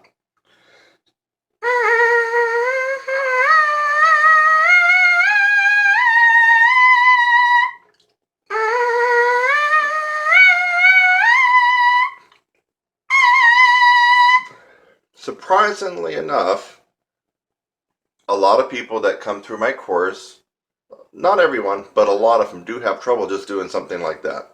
The scale up, the arpeggio up, hitting the target notes. So my advice to you, if you don't do any mouthpiece buzzing, start doing a little bit every day, maybe a couple of minutes. Try doing a couple of scales. Try doing some arpeggios and maybe just picking out some notes, in the upper register. If you're already doing mouthpiece buzzing and you're one of those persons that wakes up and does this for a half an hour to an hour, I'm telling you, if you want to play something else besides brass quintet or third cornet part in your concert band, you're just going to have to stop that. You really are. You got to tone the mouthpiece buzzing all the way down. Use this as a tool to build and not as your meat and potatoes. This is the guy that you need to be playing. If you're going to be playing for half an hour, you play this guy. This one here, maybe up to 5 minutes, maybe 10, maybe 10 minutes. You're kind of pushing it. But somewhere right around there is a sweet spot. Yeah, my bet is if you haven't done the mouthpiece and you start doing a little bit, you will notice something positive happen in your playing. Could be that your notes lock a little bit better, they slot better. Could be your flexibility is a little bit better. On the flip side of the coin, if you've been doing too much of this, you back off down to 5 or 10 minutes a day and start doing some of the stuff I just talked about. You too might start to notice, wait a minute, my range is going up, my power is coming back, my tone's coming back. So there are some benefits. It just depends on what side of the fence you are on when it comes to mouthpiece buzzing. This is for all brass instruments, by the way. So anyway, I'm Kurt Thompson. I hope you found this helpful. I guess one thing it just occurred to me is when it comes to mouthpiece buzzing, you can't really use a significant amount of pressure. I mean, you can, but not like the horn. I mean, even when I was doing the, see, we got a C there, should be. They're pretty close.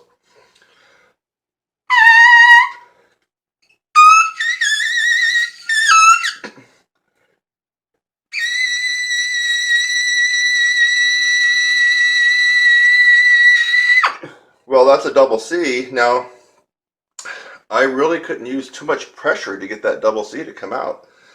You just the way you grab the mouthpiece and everything, you just can't. It was hard to explain, but you can demonstrate it to yourself. Put it in the horn, then try playing it and use the mouthpiece, and you'll find you just can't pull in. You can't really see the mouthpiece pressure as much as you might on the horn. So that's kind of another good thing about this guy. You're not going to really kill yourself on him. Anyway, try doing some mouthpiece buzzing. And if you've been doing it way too much, try cutting back. And I'm pretty confident you're going to start to notice some improvements in your playing.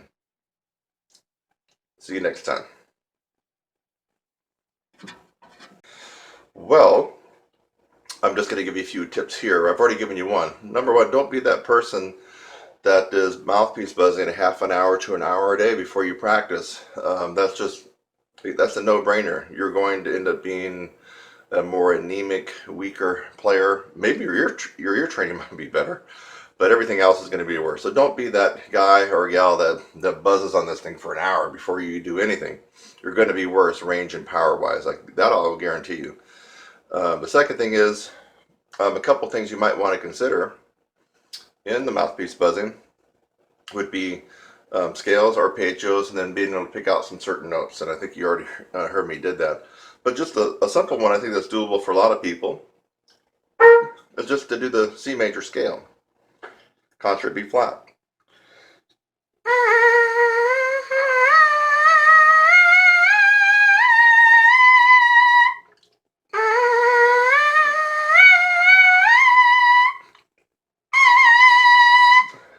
Surprisingly enough, a lot of people that come through my course, not everyone, but a lot of them do have trouble just doing something like that.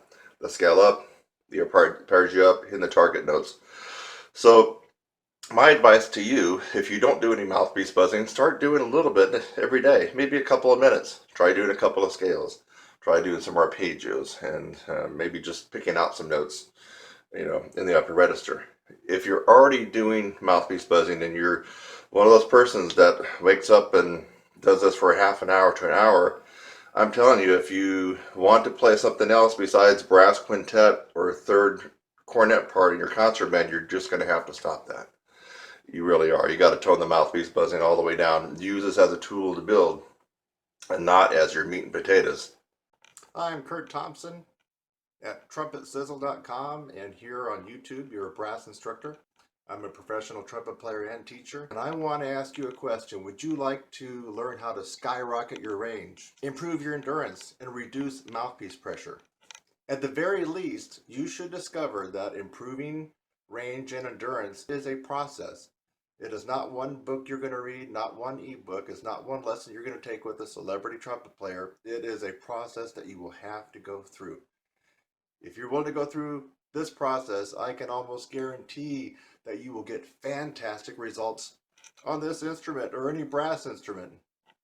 And for right now, I would just like for you to subscribe to my channel. Look down below and click the subscribe link. I would love to have you as a subscriber on my channel, Your Brass Instructor. I'm Kurt Thompson. I'll see you in the next one.